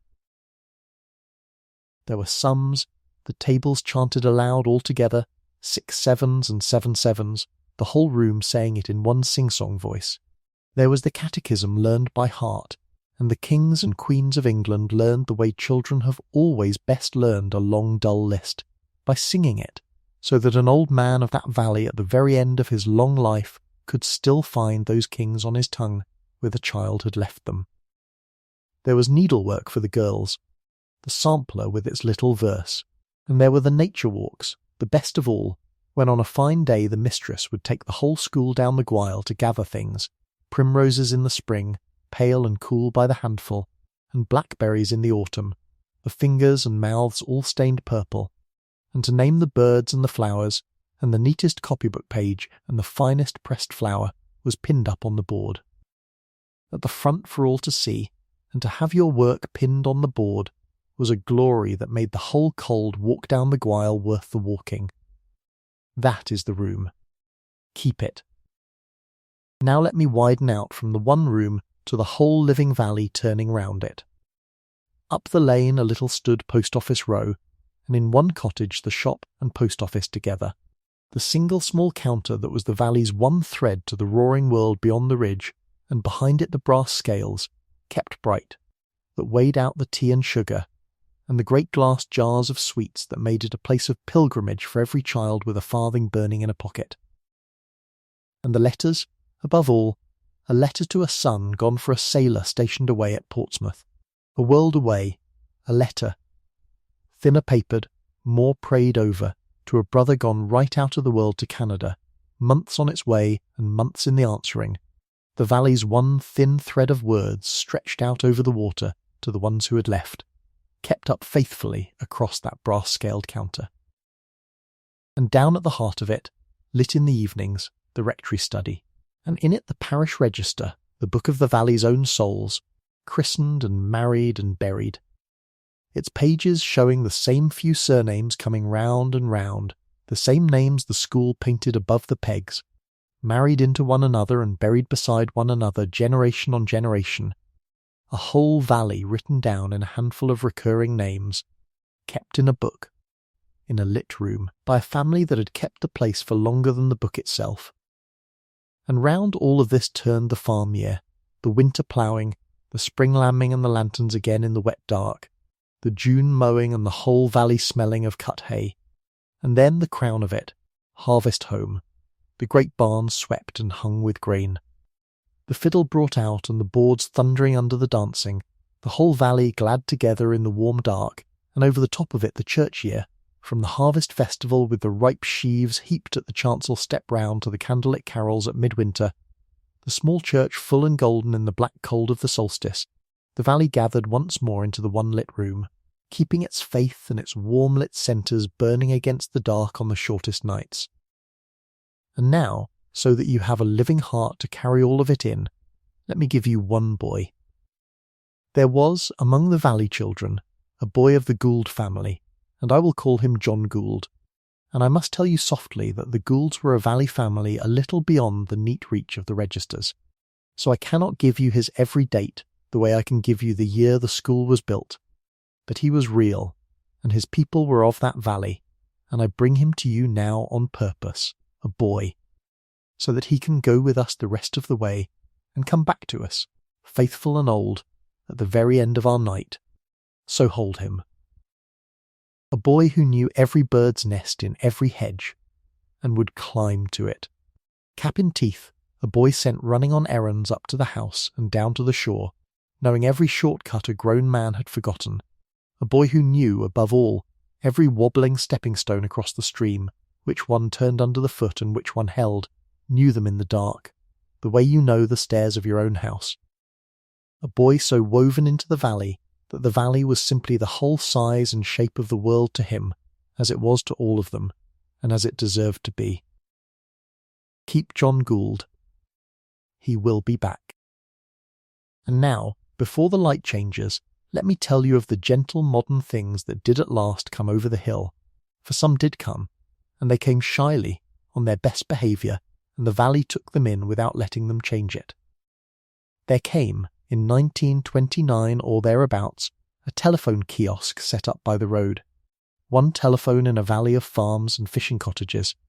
The whole century's clever chatter reduced to one instrument in one small box, and the children stood and stared at it, and the old folk shook their heads at it, and it stood there quietly all the same, the modern age keeping its voice down. And there came the wireless, the first sets, run off a heavy glass accumulator that had to be carried over the hill to the town to be charged, and carried back. So that a family's share of the whole modern miracle of voices out of the air was measured by how often someone was willing to lug the accumulator over the ridge. Picture a boy carrying a heavy glass battery on his back over the one steep lane, so that in the evening the valley might hear, faint and crackling in a lamplit parlour, a voice from London. Come softly over the ridge at last on its best behaviour like everything else that ever came. And now the light lengthens, and I must tell you, softly, of the first quiet turning, the first small ebbing of the valley's long full afternoon, and hear how gentle it was, for there was nothing cruel in it, no blow. It was only that the young families, one at a time, over years, began to be drawn away, not driven, drawn, toward the towns beyond the ridge,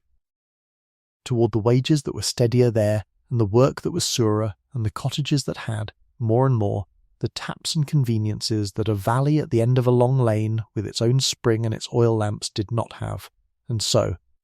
a family here and a family there, the young ones went, the way the young ones always go, toward the easier warmth, and no one could blame them and no one did. And the place you could measure that ebbing was the school. The roll that had been full, that had wanted all its pegs and all its desks, began to thin.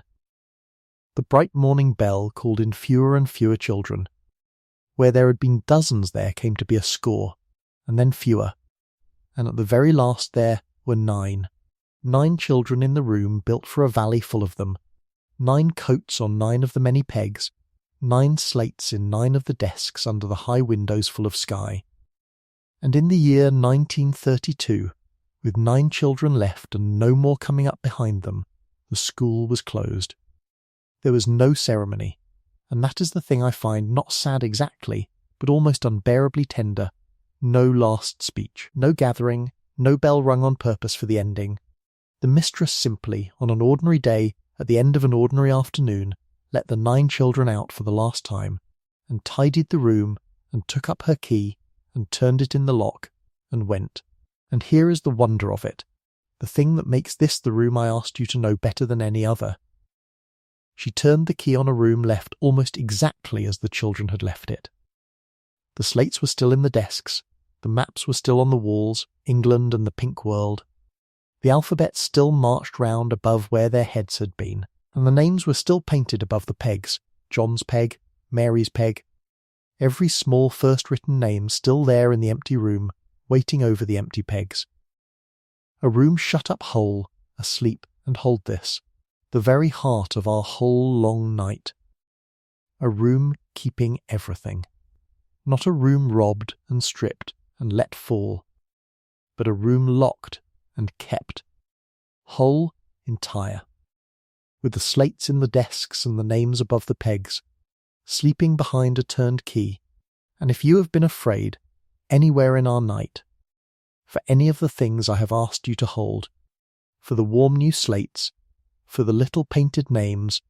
for the children come down the lane out of the mist. Then let this be your rest, the pillow I lay under your head.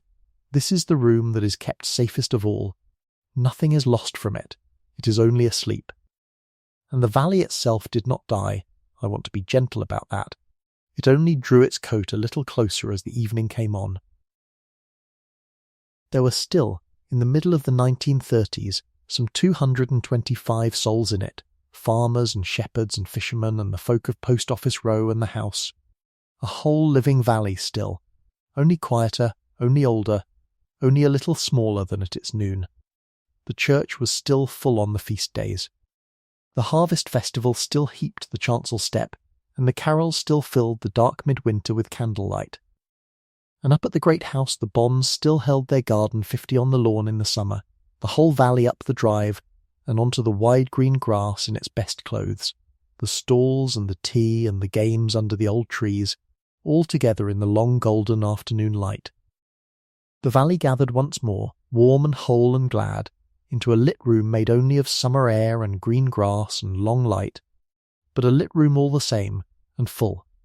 And the people on that lawn had no more reason to think their valley mortal than the people of any happy place on any happy afternoon, but if any of them, folding away the trestle tables in the dusk, had glanced at the newspaper the carrier brought over the hill, they might have seen, small and far away, the first faint murmuring in the columns of print of a man and a country away across the sea in Germany.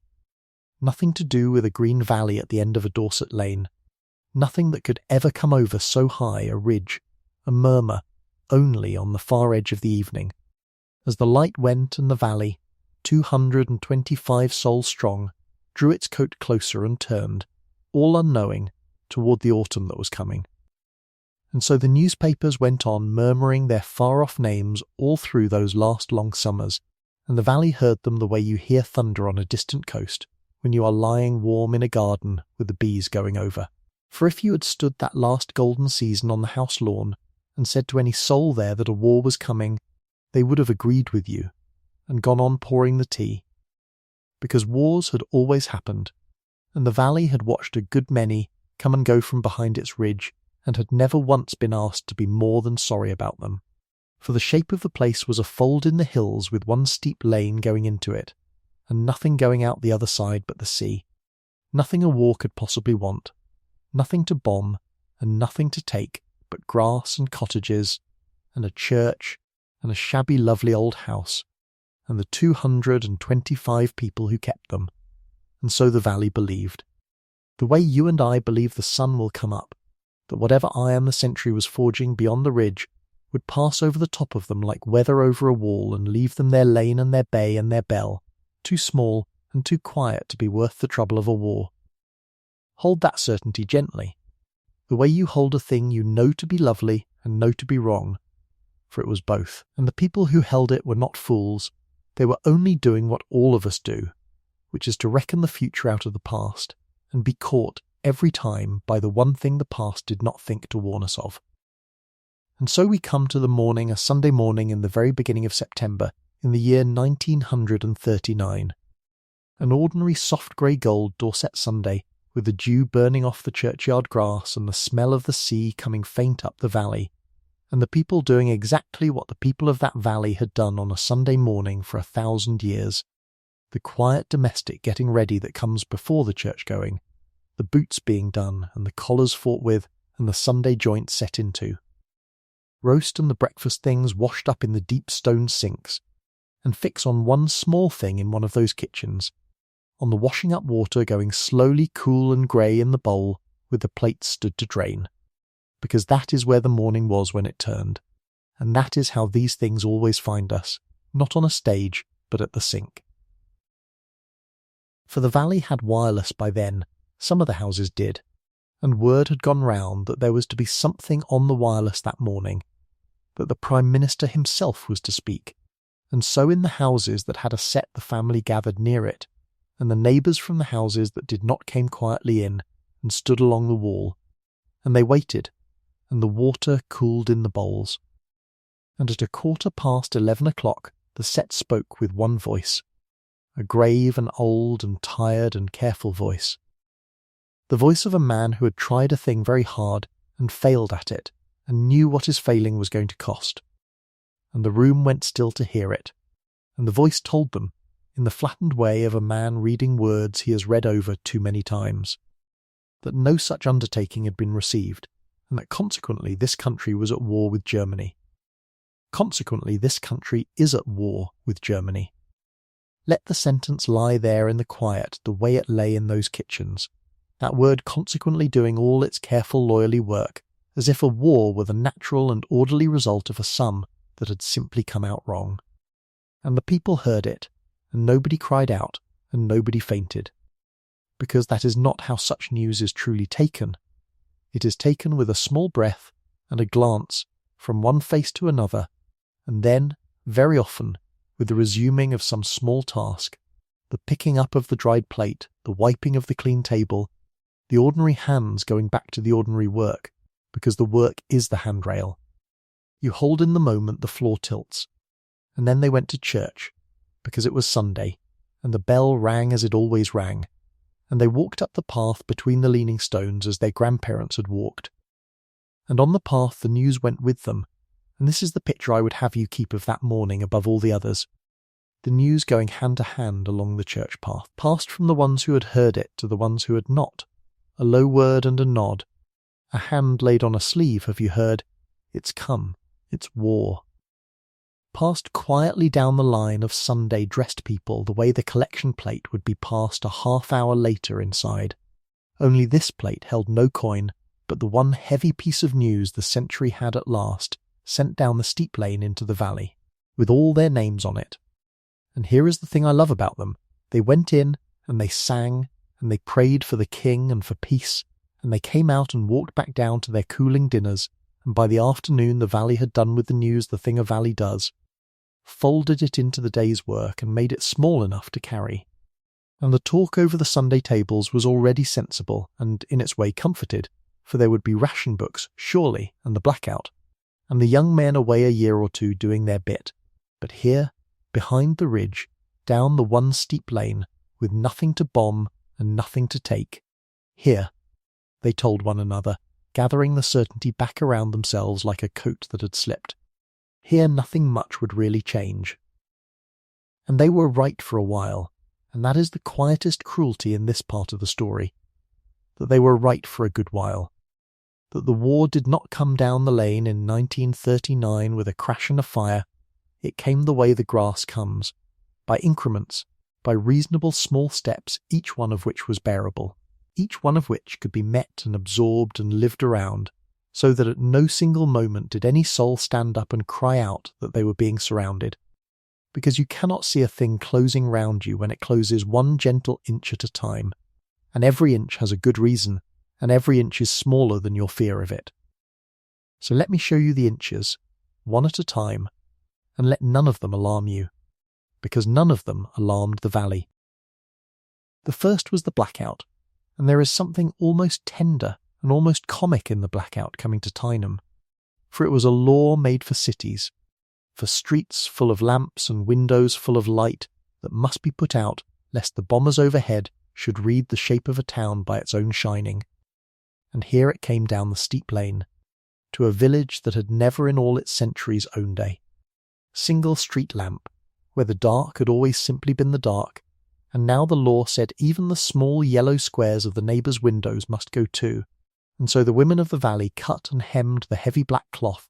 and hung it over the little deep-set windows every dusk, and took it down every dawn. And for the first time in the whole long life of the place the valley at night became, truly invisible, not a light showing anywhere, the whole fold of the hills wiped clean off the dark map of England, so that from the ridge on a moonless night you would have seen nothing where a village was but a deeper black in the black, and only, if there was any moon, the square Norman tower of the church standing a single shade greyer than the sky, too old and too stubborn to be hidden, keeping its faint grey watch over a valley that had learned, for the sake of a war 100 miles away, how to disappear. And the valley took even that in its stride, and made a small domestic ritual of it, the hanging of the cloth, the calling through the house is that window done, and went on. Then came the second inch, and it is the truest way a war ever comes to a small place. For it is not fire, and it is not law, it is absence, it is the young men going, one at a time, each one a single quiet subtraction, from a place small enough to feel each one. For the call-up reached even down the steep lane, and so it began. A farmhand from an up-valley farm going off into the artillery. A fisherman's son from Werbarrow going into the navy because the sea was the only road he had ever trusted. One of the Goulds, for the Goulds were still in the valley, John Gould's own kin, waving from the back of a lorry at the top of the hill, waving until the lorry took him round and down and the valley could not see him any more, and then the hill with no one on it, and the road empty, and a mother going back down to a kitchen with one chair that would be empty at supper. That is how the war came, more than any other way, as chairs going empty one at a time, and the valley did with each gap what a small place always does. It closed round it like water closing over a dropped stone, the work of the missing man shared out among the fewer hands, so that the ewes were still lambed, and the boats still went out short-handed, and the harvest, when it came, still came in, later and slower, and with more of the old men and the women and the half-grown boys in the field than there used to be, but it came in. Because the ground did not care that there was a war, and the ground still had to be answered. And there was the rationing, come as they had known it would, and see it at the one place it was most itself, the little shop in Post Office Row, the brass scales that had weighed out the valley's tea and sugar and humbugs for generations with a generous hand, the shopkeeper's thumb always resting kindly on the giving side, a little over for the children and the old, and now the scales weighed to the government ounce, exactly, no thumb, no little over. The book of coupons opened and the squares crossed off. So much and no more. And it was not hunger, not down here where there were eggs and milk and a pig and the sea. But it was the end of the generous thumb, and the valley felt the meanness of the age arrive in that small honest weighing more than anywhere else. So there are your first inches, and see how bearable they are, the cloth over the window, the empty chair, the exact ounce, each a thing a good stout country people could meet and carry and fold into the day, and not one of them showing the shape of what was truly happening, which was that the whole roaring iron 20th century that the valley had watched pass over its ridge for 40 years was quietly coming down at last and taking up its positions all around them. For it arrived, that century, on the heights, where nothing had ever stood, and I will tell you plainly what it was. It was radar. Up on the high ground above Brandy Bay, along the cliff tops where nothing had ever stood taller than a gorse bush, there rose the tall latticed masts, the strange skeletal iron towers, standing up against the sky where only the larks had been, and men came to serve them, young men in Air Force blue billeted about the parish, quiet and close-mouthed, doing something up on the cliffs that no villager was to ask about, and what they were doing, we can say now, was keeping the island's invisible fence, watching the unseen beams reach out over the channel to feel for what was coming across it. And now little Tyneham, that nothing wanted, had it standing on the very roof of the valley. And there was another neighbour, older than the radar and nearer than the sea, and louder than both, and it lay to the west, over toward Lulworth, where the army had long kept its armoured gunnery ranges, its school of the tank and the great gun. And the war woke that neighbour fully up and set it roaring, so that on the days the ranges were firing there, came down over the ridge and into the fold. Of the valley the far thunder of the guns, the deep rolling cough and boom of the shells. And here I will give you the gentlest thing in this whole chapter, and you may lay your head all the way down for it, because the valley learned to sleep through it. That is the truth, a strange soft truth, that the far thunder of the guns became, in a year or two, simply another of the valley's night sounds, taking its place alongside the owls and the endless breathing of the sea and the wind in the great cedars, so that a child lying in a small dark room under the black cloth heard the guns roll far away over the ridge and did not wake, no more than it woke for the owl or the tide, because the guns had joined the company of sounds that mean nothing is wrong, exactly, do you see? As you are lying now letting an even voice go on and on in the dark, and not waking for it, letting it become the sound the dark makes, letting it hold you the way the sea held them. So the valley slept through the guns, but I must mark one thing before I let you go all the way down, and I mark it as almost no one in the valley marked it then, quietly, without alarm, only as a thing that was true. The thunder year on year was a little nearer. Not much, not so you would notice from one firing to the next. But the ranges were reaching, the way a war reaches, needing ever more ground to practice the ever larger business it was about, and the guns to the west spoke a little closer each season. And the masts on the cliffs stood their silent watch to the south and east, and if you had drawn it on a map, as men in offices far away were even then beginning to, you would have seen the valley lying in its green fold between the listening towers on its own high ground and the speaking guns beyond its ridge. And by the autumn of 1943 the thing was. Though no one had willed it as a trap, and no one down in the cottages had felt the walls draw in, complete, the valley lay, as one who came to love it would later so exactly say, like a green thumbprint pressed into the hills, and all around the edges of that thumbprint the age had quietly closed, surrounded, in the gentlest and most unremarked way, by the 20th century, which had, after 40 years of passing over the top, at last come all the way down. And there I will leave the inches, and let the guns roll away west into the dark, and the masts keep their watch, and the black cloth hang at the little windows. And I will bring you, now, all the way down to the very middle of the night, and ask you to lie easy and warm, and to loosen your hold on the day entirely. For the part that comes next is the slow heart of the whole of it, and it must be told slowly, more slowly than anything I have told you yet, and you must be all the way rested to receive it. So lie easy now, for we have come at last to the very middle of the night, the slow deep heart of it, the hour when the house is stillest and the fire is only a red remembering of itself down in the grate. And there is nothing in the whole wide dark you are asked to do but lie there and breathe, and let an even voice go on over you, the way the sea goes over shingle far down at the foot of a hill. And this is the part that must be told slowly, the low true middle of the whole story, the hinge on which all the rest turns, and it wants nothing of you but your quiet company for a little while. And then, whenever your eyes decide the matter, you'll sleep. It was a Tuesday. Say that to yourself, and let it be as plain as it is, a Tuesday, the 16th day of November. In the year 1943, an ordinary low-grey Tuesday in the back end of the year, the light come up slow and reluctant over the eastern ridge, a soft wet mildness in the air with no real cold in it yet, the smoke from the cottage chimneys leaning a little on a small damp wind off the sea, the bay below the colour of pewter. And up in the fields the winter wheat already in and greening in its rows, sown that autumn by men who had every reason to believe they would be there to cut it. An ordinary morning. Hold that word, ordinary,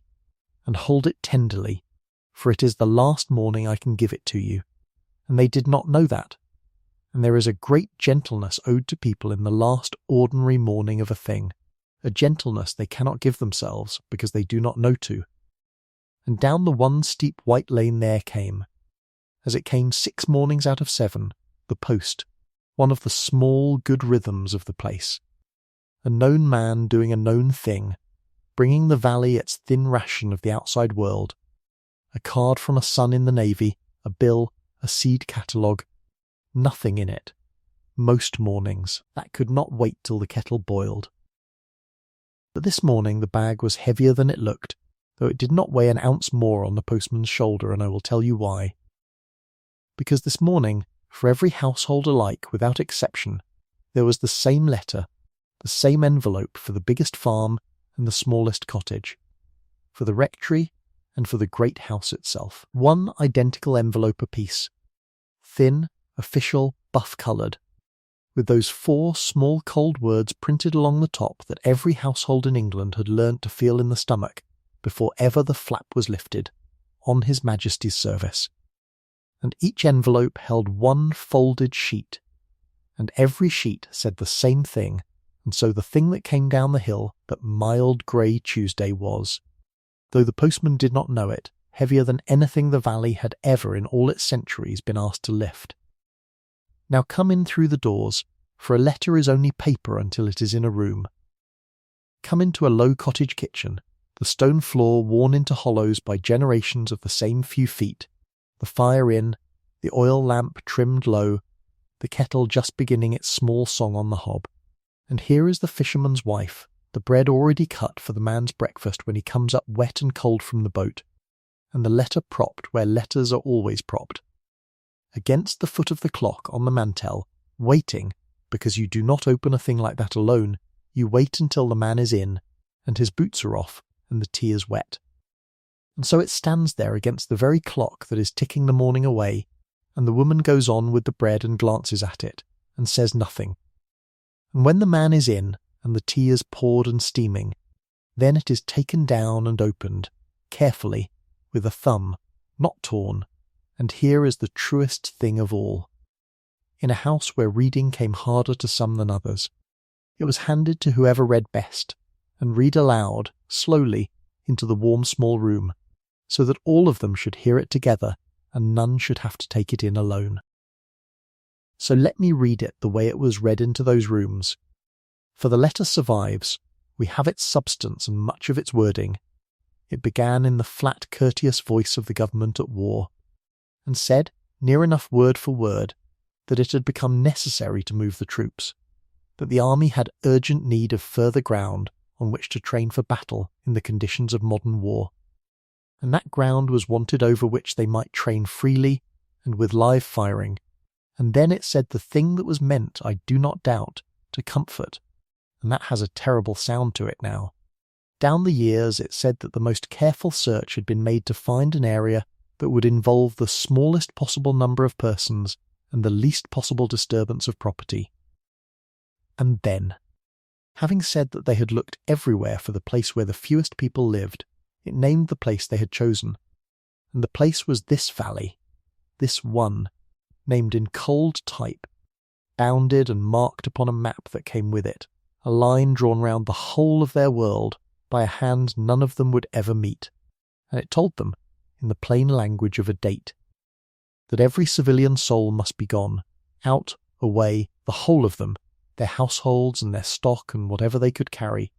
by a day it set down in black and white, the 19th of December. And then, at the very end, after the map and the date and the careful arithmetic of the fewest lives, the letter closed with one sentence that I will give you exactly, word for word, because it is the sentence the whole valley carried out with them and never forgot. The government appreciate that this is no small sacrifice which you are asked to make, but they are sure that you will give this further help towards winning the war with a good heart. With a good heart. Let that lie in the room a moment, over the cooling tea, this sentence that thanked them in advance for a sacrifice they had not been asked whether they would make, that took the whole of their world with one hand and with the other patted them and told them they would give it up gladly, and noticed that there was no unkindness meant in it, that it was written by decent, tired men in an office far off who believed every word, that the country truly was at war and the boys the training was for were real boys in real danger, and noticed too that a thing can be entirely reasonable and entirely true and still land on a stone floor like the end of the world, and that this is the whole hard shape of it, that there was no villain in the room, only a letter and a clock and a kettle gone quiet, and a family looking at one another across a table in the small lamp-lit dark of a November morning that had been, until that minute, entirely ordinary. Now let me do the arithmetic with you, gently. The aching arithmetic they did too that morning, silently, the way you count something you cannot quite believe. The letter came on the 16th of November, and the valley must be empty by the 19th of December, and if you count the days between them there are 33, but 33 is not the true number, for the first days go at once, spent only in the understanding of the thing, in reading the letter again and again, in the meeting called to make it plain, in the slow sick settling of it into the mind, so that there was left them, near enough, a clean 28 days, one turn of the moon, in which 225 living souls were to gather up the whole of their lives and end forever. A dwelling that ran back not years but centuries, past any name any of them could put to it. 1 month. To end the residence of centuries, hold the two things side by side and do not try to make them fit, because they do not fit, and the not fitting is the grief. And now I must correct a thing for you, gently, because the story as it is loosely told likes to make it kinder to the great and harder to the small, likes to say that the squire in his big house was spared, that the letter fell on the cottages and not on the manor, that the powerful kept their ground while the poor were turned out, and it is a natural thing to believe, and it is not true. And the truth is better. The great house was not spared. Up at the manor, on that same grey Tuesday morning, Ralph Bond, the squire, the master of the whole valley, opened the very same envelope, with the very same 4 cold words along the top, dated the very same day, granting him the very same 28 days that were granted to his own carter and the poorest widow in the poorest cottage. The same letter, the same date, the same going. And you must understand who he was to feel the whole weight of it. For the Bonds had held that valley since 1683, father to son, the manor and the land and the name all grown into the ground. And he was not only the squire but the magistrate, a man used all his life to being the one who could do something. And he opened the letter and found that with all his standing and all his 300 years he could do exactly, precisely nothing, that the thing had come from so far above him that his rank was worth no more against it than the carter's, and here is the part that is to his honour and that I want you to keep. He did not pretend otherwise. He did not bluster, or promise the people what he could not give, or hold himself up as their shield against a thing he had no power to shield them from. He took the same blow they took, and he let them see that he took it, and that is not nothing, that is very nearly everything a man in his place could still honestly give. And so a meeting was called, to make the thing plain and to face it together, and the tellings differ on where it was held, as tellings will, and I will not pretend to a certainty the record does not give me. Some say the old schoolroom, the grown folk crowded in among the low desks and the named pegs along the wall, and some say the church, or the churchyard after, on the Sunday when they were gathered anyway. But wherever it was, picture it the same, the squire standing up before the whole valley with the government's paper in his hand, and reading it out steadily, plainly, without breaking. Reading it steadily precisely because steadiness was the one thing he had left in the world to give them, to let them see it met without panic, to be the still man at the front of the room while the room took the blow, and then the quiet questions coming,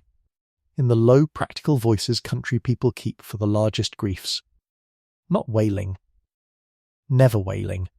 but asking the plain things. Where are we to go, all of us at once, in a month, in the dead of winter, and what of the stock? Where are they to be driven, and what will they fetch sold in a hurry when every farm is selling at once? And what of the winter wheat just sown? Who will cut that? And what someone would surely have asked of the graves, the churchyard up the slope with their own dead in it, their mothers and fathers, and the small children some of them had buried, are we to leave them? Who will tend them? And under all the plain questions there was one that was not plain, one that no one quite wanted to be the one to ask, because so much hung on the answer. And it was asked at last, from the back of the room, in a plain voice, the way the hardest thing is often asked by the least grand person present. 3 small words, "Shall we come back?" And it was answered. Mark that, hold that, keep it above everything else I have given you tonight, because the whole of the rest of the story leans its full weight on it. The question "shall we come back" was asked, out loud, in that room, and the answer given, understood, believed, carried home by every soul there, was yes. Yes, when the war is won, when the training is done, and the guns fall silent, and the peace comes, you will come home. This is a wartime thing, a temporary thing, a lending and not a giving. The valley is wanted for the duration and no longer, and when it is over you shall have it back and be as you were. That was the understanding, and I want to be very careful now about the exact shape of it, because the exact shape is the thing the whole night has been walking toward, and it matters more than any date. The requisition was spoken of from the very first, by everyone, as temporary. A wartime measure. A thing lent to the country in its need, and to be returned when the need was past. And the promise that they would come home was not a thing written into the letter. Understand, it was not a clause with a number, not a covenant on stamped paper,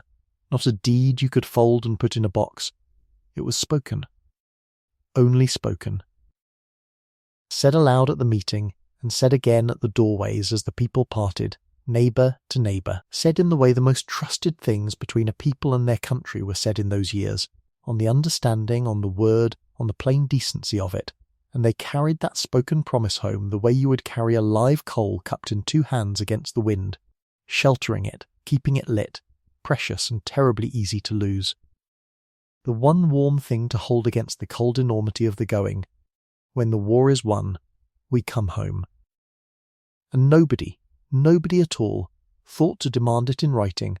Nobody said give us that in a document, sign us a deed of it, and I want you to understand exactly why. Because it is the most important thing in the whole story and the hardest to feel now. From here, in a more suspicious age, you do not ask your own country for a receipt. Not in wartime. Not when the thing you are giving up so that your country may live. Not when the very training that takes your fields is training the boys who will go across the water into the fire, and the boys are your own. Your sons and your neighbour's sons, the lad who waved from the lorry at the top of the hill. You do not, in that moment, in that fellowship of sacrifice, turn to your own government with its back to the wall and say, prove to me on paper that you will keep your word, any more than you would ask a brother for a signed pledge before you helped him. The trust was the whole point of it, the thing that made the giving bearable, even noble, even, God help them, done with something not far from the good heart the letter asked for. And so it was left as a spoken thing, a thing of honour, a promise carried in cupped hands and not in a locked box. And there is the hinge of the whole night, and I want you to hold, as gently as you can before you drift, the precise shape of that promise. Who spoke it? Which was their own country in its hour of need. What was written, which was nothing. Not one word of the coming home was ever set down, and the little space between the word given and the word never recorded. A space that looked that morning far too small to matter, too small to be worth the discourtesy of noticing. A hair's breadth of a gap in a wall of trust. Hold that space in your mind, and hold how small it looked,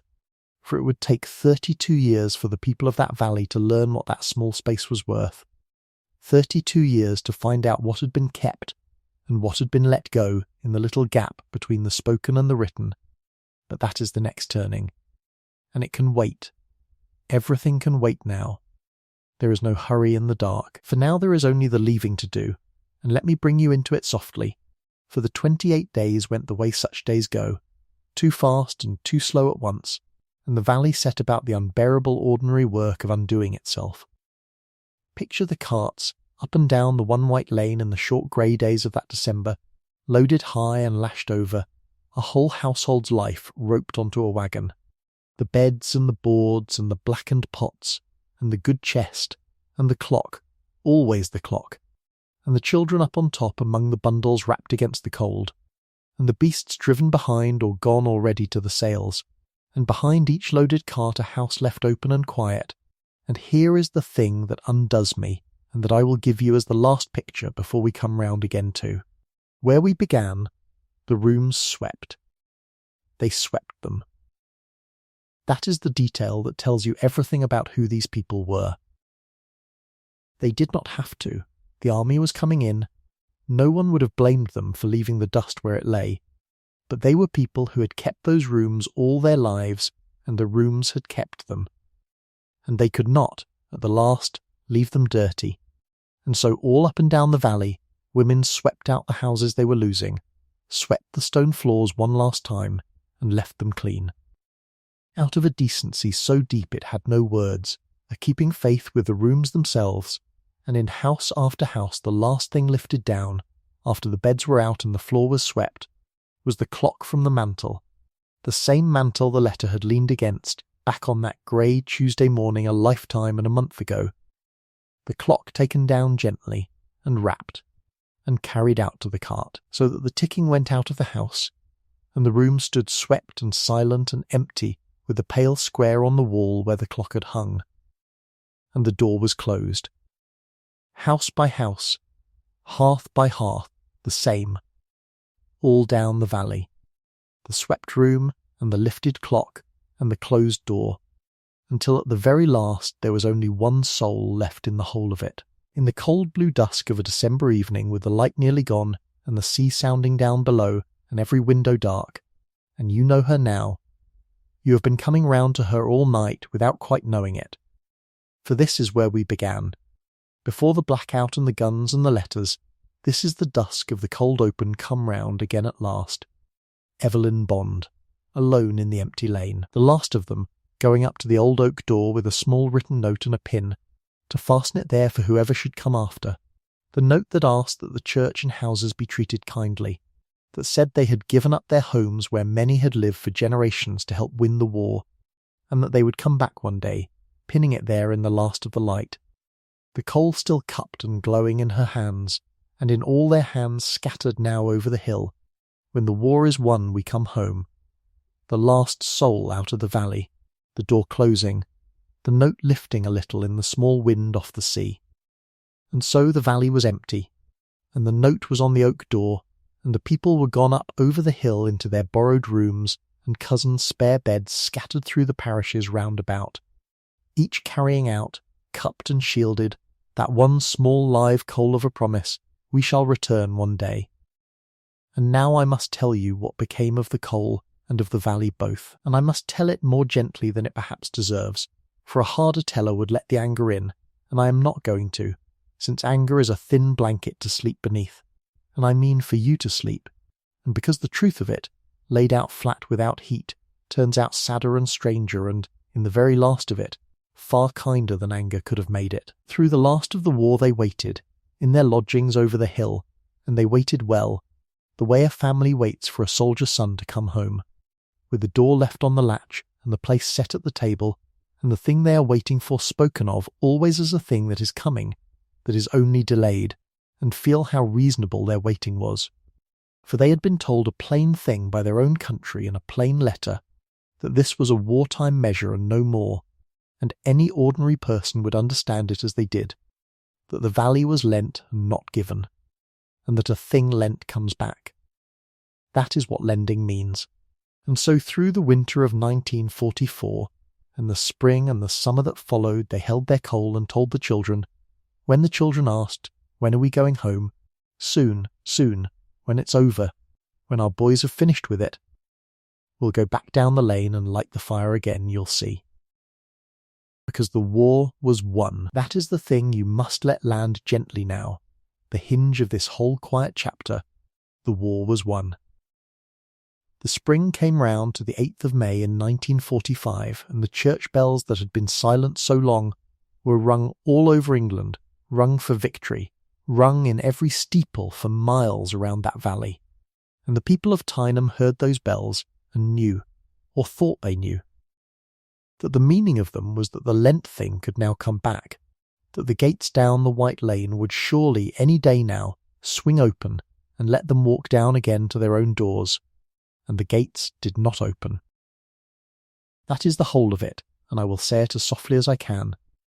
The war was won, and the gates did not open. The bells rang for the victory and did not ring the valley home. The troops did not, when the training's reason was gone, give the ground back and go. The tanks stayed on the heath above Werborough, the red flags still went up on their poles,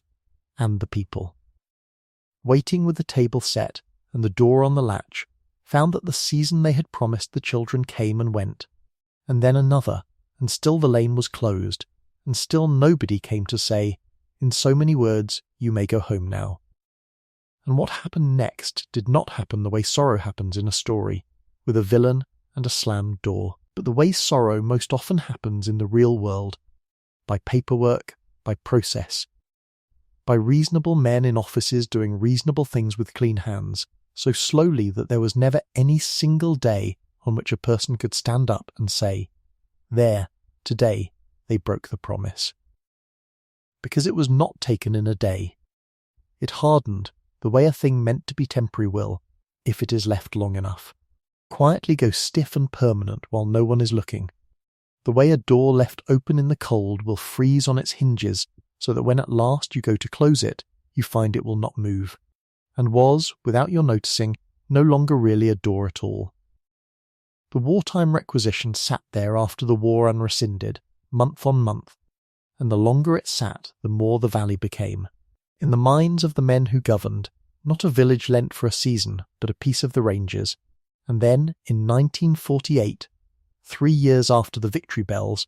the hardening was made final and lawful, not by any soldier, and not by any locked gate, but by a compulsory purchase, an order and a valuation and a cheque. The freeholds bought. The whole valley and its houses and its church and its emptied cottages purchased outright by the state, so that the people who had gone up over the hill lending their homes to the war came down, in the end, as people who had been bought out of them, their return not refused with any shout, but simply, gently, purchased away from under them, the promise on the church door outbid by an order in a file. And sit with the particular sorrow of that, for it is a modern sorrow and a quiet one, the sorrow of a thing you could have fought, if only there had been something to fight, a hand to push against, a face to plead with, and there was none, not one man you could name, only a department, and a policy, and a security need that had grown up in the cold years after the war, when the world had not, as everyone hoped, become safe. And in the weighing of the nation's need against 225 people's love of one small valley, the need won, as it had won in 1943, only this time for keeps, and on paper, with no moment of villainy in it anywhere, only the slow institutional truth that the temporary had become the permanent, while its owners stood waiting with the door on the latch. So the cheques were sent, and the valuations settled modestly, for these were mostly not grand people, but cottagers and farm workers and a fishing family, and the tenants of an old estate. And the sums that changed hands were what the ground was reckoned to be worth, and not a farthing for the 600 years of belonging that no valuer has ever known how to price. And with that the valley was wholly and lawfully the army's. And the promise pinned to the oak became, from that day, a thing the people carried rather than a thing that carried them. For a made promise, even a broken one, does not simply vanish. It changes from a flaw into a keepsake, and the carrying of it becomes a kind of faithfulness in itself. That is what the people of Tyneham did with their promise for the rest of their lives. They carried it. And here is where I would have you follow them, into the long afterlife of it, for they did not simply put the valley down and walk away. They kept at it, quietly, stubbornly, for years and years, keeping a light burning. Only their light was letters. Picture the old men and women of Tyneham, scattered now across Dorset and beyond, growing older in houses that were not the house, writing through the 50s and 60s and on into the 70s, to the newspapers, to their members of Parliament, to the ministry, to anyone who might listen, letters that raised the old case and would not quite let it die. And there is something unbearably moving in the sheer patient persistence of it, people well into their years spending their evenings on the losing side of an argument with the state, not because they believed the gates would open and give them back their 30s and their children's childhoods, but because the thing had felt wrong, and a wrong thing never spoken of is a wrong thing twice over, and they would at least keep the name of Tyneham in the ears of the people who governed, so it should not slip away into the quiet the way the medieval villages had. Unmourned in time there came to be a proper campaign of it, a committee formed by the old villagers and their families to press the case, and the argument went up and down through the decades and was raised in Parliament more than once, and I will not pretend, because I have promised not to invent, that it was a tidy tale with a clean victory, for it was not, the record of exactly what was promised, and by whom is itself argued over, thinner in places than the tellers on either side would like. And where it is thin I would rather say so than fill it with a grievance I cannot prove. But this much is plain, that a great many ordinary people, for a very long time, refused to let the matter go, and their long refusing was itself a kind of keeping of the coal, not letting the promise die even after the ground that made it had been bought away. And now, settle a little deeper, let the shoulders down, for here the story turns, and it turns toward the strange shining thing that makes Tyneham unlike any other lost village in all of England. Think about the very thing that broke their hearts, the closed gate, the red flag, the guns, the valley locked away inside a live firing range where no civilian could go. And turn it over and look at the other side of it, the side they could not see for their grief, and that only the long years could reveal. That closed gate, that live range, meant that no plough would ever again touch the valley, no builder ever raise a bungalow on it, no road ever be widened through it, no developer ever level the old cottages or grub out the ancient hedge, or do any of the 10,000 small reasonable modernising things that, over the following decades, quietly changed every other village in England out of all recognition, so that a person going back to the place of their childhood anywhere else would find it half strange, the lanes tarmacked and lined with parked cars, the old shopper house, the old field and estate,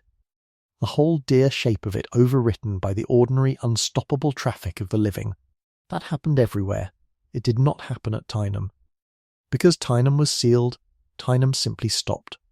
The very wire that shut the people out shut the whole changing world out with them, and the valley, at the moment the last cart went up the lane, became a clock with its hands stopped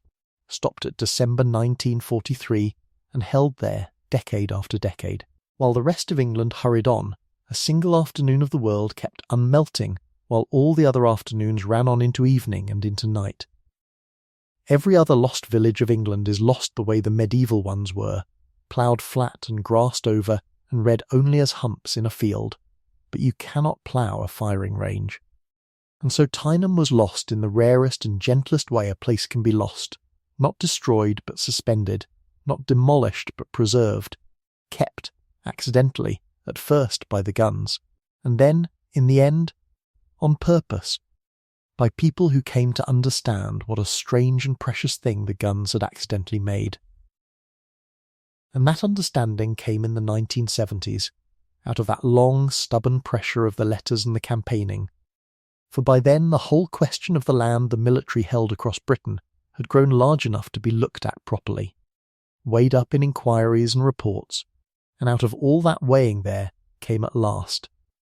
in the middle of that decade, a settled arrangement for the valley, not the one the old people had first prayed for, not the gates thrown open and the families walking home to live, for that was judged, in the end, not to be, the Rangers being still needed, but something that was, in its quieter way, a real and lasting kindness, and it holds to this day. It was decided that the valley, though it must stay within the Rangers and stay the armies, should be open to the people. That on the many days when the guns are silent, the weekends, the holidays, the long stretches when no firing is planned, the red flag should come down and the gates down the white lane should swing open, and anyone at all. The old villagers while they yet lived, and their children and their children's children, and you and I and any stranger who cares to come, might walk down that same white lane the villagers walked up in the December dusk of 1943, and stand where they stood, and read the note, and see the place. And more than opened, kept, it was decided that the Church of St. Mary, which the note had asked them to treat with care, should be treated with care indeed, kept swept and lit and whole, and made a quiet place of remembering where the story of the village is told and the names of its families are set out to be read, so that the people who lived there are named still inside their own church, and that the little schoolroom should be preserved just as it was, the slates left on the desks, the small painted names still above the pegs, the whole room kept like a held breath, so that a visitor stepping in out of the light might see, laid out and cared for, the exact ordinary morning that the war interrupted. Do you feel how the thing has turned? The ceiling that broke their hearts is the very ceiling that saved the valley from the plough and the builder. And the arrangement that could not give them back their home gave them, instead, a home preserved, not a home to live in, that was gone and could not come back, but a home kept, swept and lit and named and cared for. A home you can walk down into on a quiet day and find, astonishingly, still there, still shaped exactly as it was, when every other village of their childhoods has long since changed past knowing. And I want to be plain about what all of this rests on, because it rests on nothing you are asked to believe and everything you are asked only to remember. There is no mystery here, no legend, nothing to take on faith. There are real letters, written in real ink, kept and read. There is a real church with real names on its walls. There is a real schoolroom with real slates and real pegs and real small names painted above them by a real teacher's hand. There is a real note, or the faithful memory and the copies of a real note, that really was pinned to a real door on a real cold evening in December of 1943, asking that the place be treated kindly and saying they would return. Nothing in this needs believing. It needs only remembering, and it has kept all these years safe inside the wire, waiting, not for the families now, for they are mostly gone at last into the same patient ground, but waiting simply to be walked, to be seen, to be read, to be remembered by whoever will come down the lane and do the remembering. And so it is time, now, that you and I went down that lane ourselves, not with our feet. Your feet are warm and still under the blanket, and they are not going anywhere tonight, but in the mind, slowly, unhurried, the way you would walk anywhere you loved and did not want to hurry through. Let me take you through the open gate on a quiet day, with the red flags hanging still and no guns speaking anywhere in all the green fold of the hills, down from the lit and swept church, past the sleeping schoolroom, past the roofless cottages and the gardens where the flowers still come up, all the long soft way down to the sea at Werborough, and I will ask nothing of you but that you drift, and let your eyes close whenever they wish, and let me do the walking and the telling both, and carry you gently down towards sleep. We begin at the church, for it stands where it always stood, and it is lit that is the first thing, lit and swept and cared for. Its windows whole, and when you push open the door it does not groan at you like the door of a ruin. It opens gently on a room that somebody loves, cool and quiet and kept. The pews in their places and the light coming soft through the glass and lying in long panes. Across the stone, and on the walls are the names of the families of Tyneham, all of them, read out loud, still, by the people who come and say them over softly the way you say the names of your own dead. Bond and Miller and Taylor and all the rest. Every household of the 225 who gave up this valley, kept on the wall so that no one who ever lived here goes unremembered. And stand in the middle of that cared for room and feel how it is not a sad place at all, it is a kept place, the opposite of the black open doorways and the fallen thatch of the old lost villages, a room that was left with its door pinned shut by hand, and a message asking the world to be gentle with it. And the world, for once, for a wonder, was gentle, and here it still stands. And the note is here. The note is safe, kept inside the church where the weather cannot touch it, and you know the words by now, you have carried them all night, the asking to treat the church and houses kindly, the saying that they had given up their homes to help win the war and keep men free, and the line that is the whole aching heart of it, we shall return one day, and it does not matter tonight that the returning never came, it does not sting the way it stung in the telling,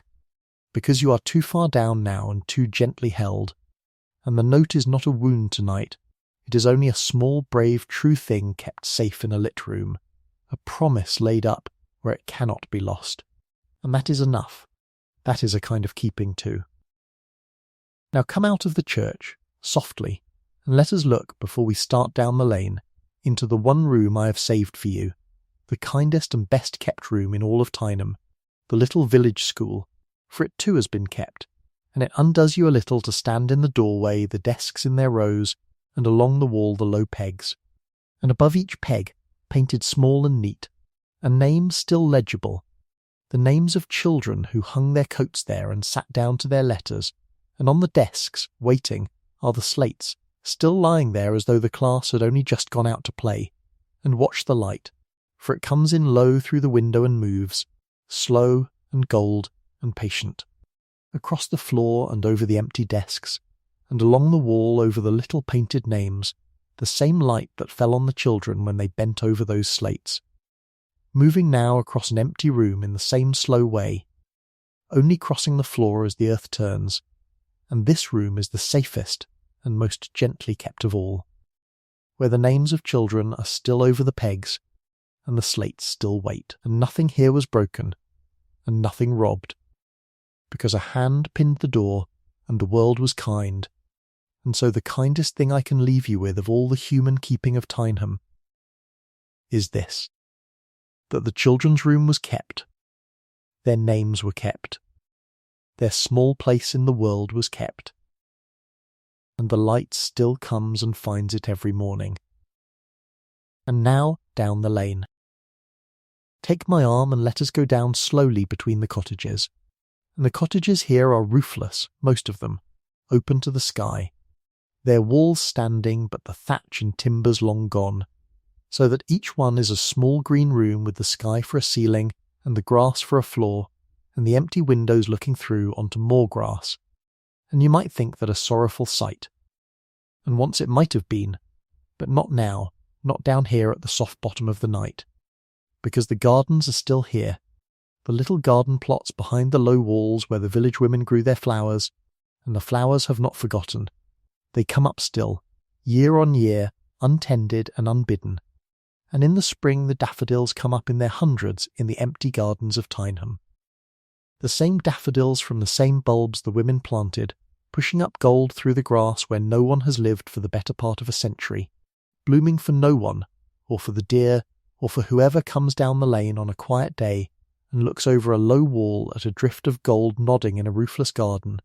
and there is nothing sad in that at all. It is the tenderest and most faithful thing. A garden that keeps on flowering long after the gardener has gone, keeping her springtime for her, and we walk on down past the open green rooms and the gold in the grass, toward the sound that is beginning to reach us now, the small far sound of water. For the lane goes down, and the valley narrows and deepens toward the sea and becomes the Gweil, and we go down through it, down the green shaded fold with the trees leaning over, and the light broken and swimming, and the sound of the sea growing, and it lets us out at last onto the shingle of Werbarrow Bay. And here the sea. Here is the great curve of the bay opening out grey and silver before us, the long shingle beach and the white chalk of the headland standing up out of the water,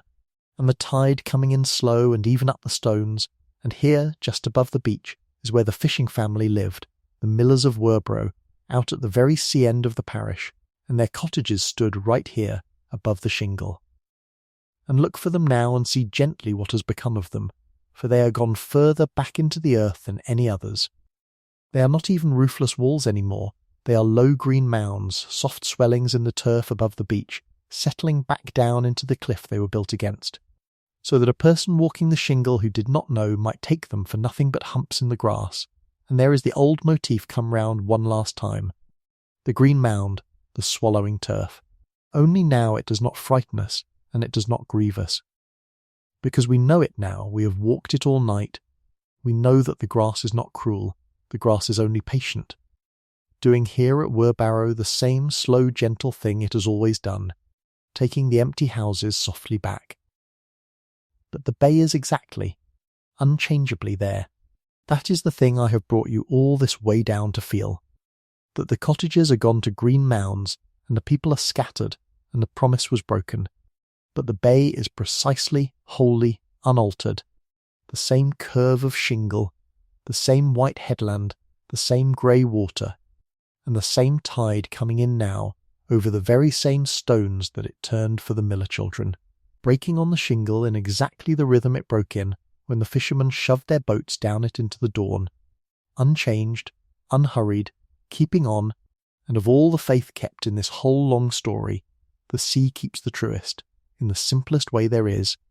by continuing, by coming in and going out over the same stones forever, asking nothing, promising nothing, and keeping every promise merely by being still there, and let that be a comfort. The sea does not forget Werborough, because the sea does not remember. It only continues, and its continuing is a kind of faithfulness deeper than memory. And now, with the tide coming in, and the light going gold and long across the water, let me lay your head on the oldest thing there is, for the white chalk of that headland was laid down under a warm shallow sea 100 million years ago, grain by tiny grain, the sifting down of numberless small living things through warm still water in an age so far before us that there was no valley and no England and no human eye anywhere to see it, and it lay there for ages upon ages before ever it was lifted and shaped into these hills, 100 million years before the first oak door was carried down this gwyle. And hold the two things together now, as you go under, the 100 million years of the chalk and the little handful of centuries of the village, and feel how gently the one holds the other, for the whole human age of Tyneham, all the ploughing and the fishing and the christenings in the little grey church, and the carols sung in the cold, and the long grief of the not coming back, and the promise made and quietly broken, all of it is to those chalk hills no more than one brief warm afternoon in a life so long it cannot be counted. And the hills carry that afternoon gently, the way you carry a small sleeping thing, and they will carry it long. They will carry the memory of the village in the shape of the land, in the green mounds and the daffodil gardens and the hollow lanes, long after everything else, and there is such rest in that, to know that the sorrow of this place, real as it is such a small and recent thing laid on so old and so patient a ground, and the hills are not troubled by it. They hold it kindly. And you may let the hills hold it now. You need not hold it yourself any longer. It is far too old and far too small a grief to keep you awake. Lay it down on the chalk, and let the chalk keep it. And there is one last kindness, one last quiet turning that makes the whole ending shine, and it is this: that the very thing which broke the villagers' hearts, the wire and the guns and the shut gates and the great firing range that took their valley and would not give it back, that same hard thing drew a line around this valley that no plough could cross, and no builder could cross, and no developer could ever buy his way over. And so, while every other village in England was changing out of all knowing, Tyneham simply stopped, and the wild came back into the space we left empty, and took it gently for its own, so that the valley the army sealed away became, without anyone meaning it, a kind of ark, an accidental ark, kept wild and whole and unbuilt while the world outside grew loud. And now the flowers grow here in their thousands, where no weed killer ever came, and the butterflies rise off the warm chalk in the summer in clouds, more kinds than you would see in a whole county outside. And the deer walk down the lanes at dawn unafraid, because so few feet ever come here, and the birds nest in the fallen hearths of the cottages, in the very chimneys where the village women kept their fires, and over all of it, when the dark comes down over the fold of the valley, there are the owls that were the valley's true night voice before ever the first villager came, and are its true night voice now that the villagers are gone, drifting white and silent down the same lanes the carts once went up, calling soft across the dark from the trees by the church to the trees down the gwyle. And the whole deep green fold of the valley belongs to them now, given back entire. And I would have you understand this last thing as you slip under, that Tyneham is not a ruin, and it is not a grief, or it is not only those, it is a rest. It is a valley that worked hard for 1,000 years, and grieved and waited and kept faith, and was let down, quietly and finally let down, and then outlived its own letting down, went on past it into something the sorrow could not touch, and came at last into a long, deep green silence that keeps it far better and far more gently than the busy world outside would ever have kept it. A valley come home at last into quiet. So let them rest. Let them all rest now, all of them. The fishermen of Werborough who shoved their boats down the shingle into the cold dawns, the land girls who worked the farms, the old widows in the low cottages who kept their small fires,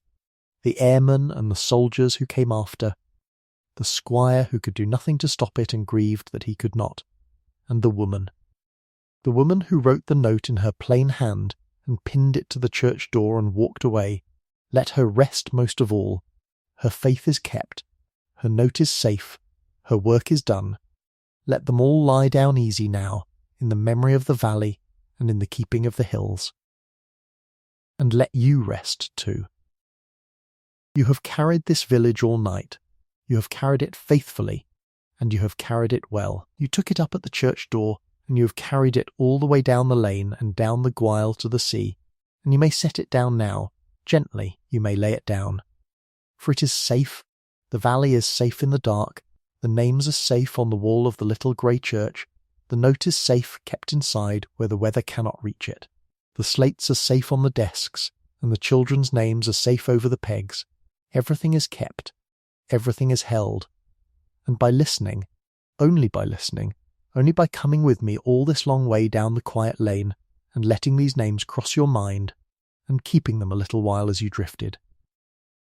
You have kept the promise, do you see? You have kept it a little. You have come back down the lane at last. You are the returning. You are the one who came. And it is enough. It is more than enough. And now there is nothing left for you to do at all. The owls are calling over the empty lanes. The tide is coming in over the shingle at Werborough, over the same stones, the way it always has and always will, soft and even in the dark. And up the valley, in the little kept schoolroom, the light will come again in the morning, low and gold and patient, and cross the floor over the waiting slates and the small painted names, the way it does every single morning. Whether or not anyone is there to see it, whether or not anyone ever comes, faithful, unhurried, keeping on. The valley is safe. The village is kept. You have done all that was ever asked of you, which was only to remember it a while, and you have. Now let it go, and let yourself go with it, down into the quiet dark where the owls fly and the sea keeps its long faith over the stones. Sleep,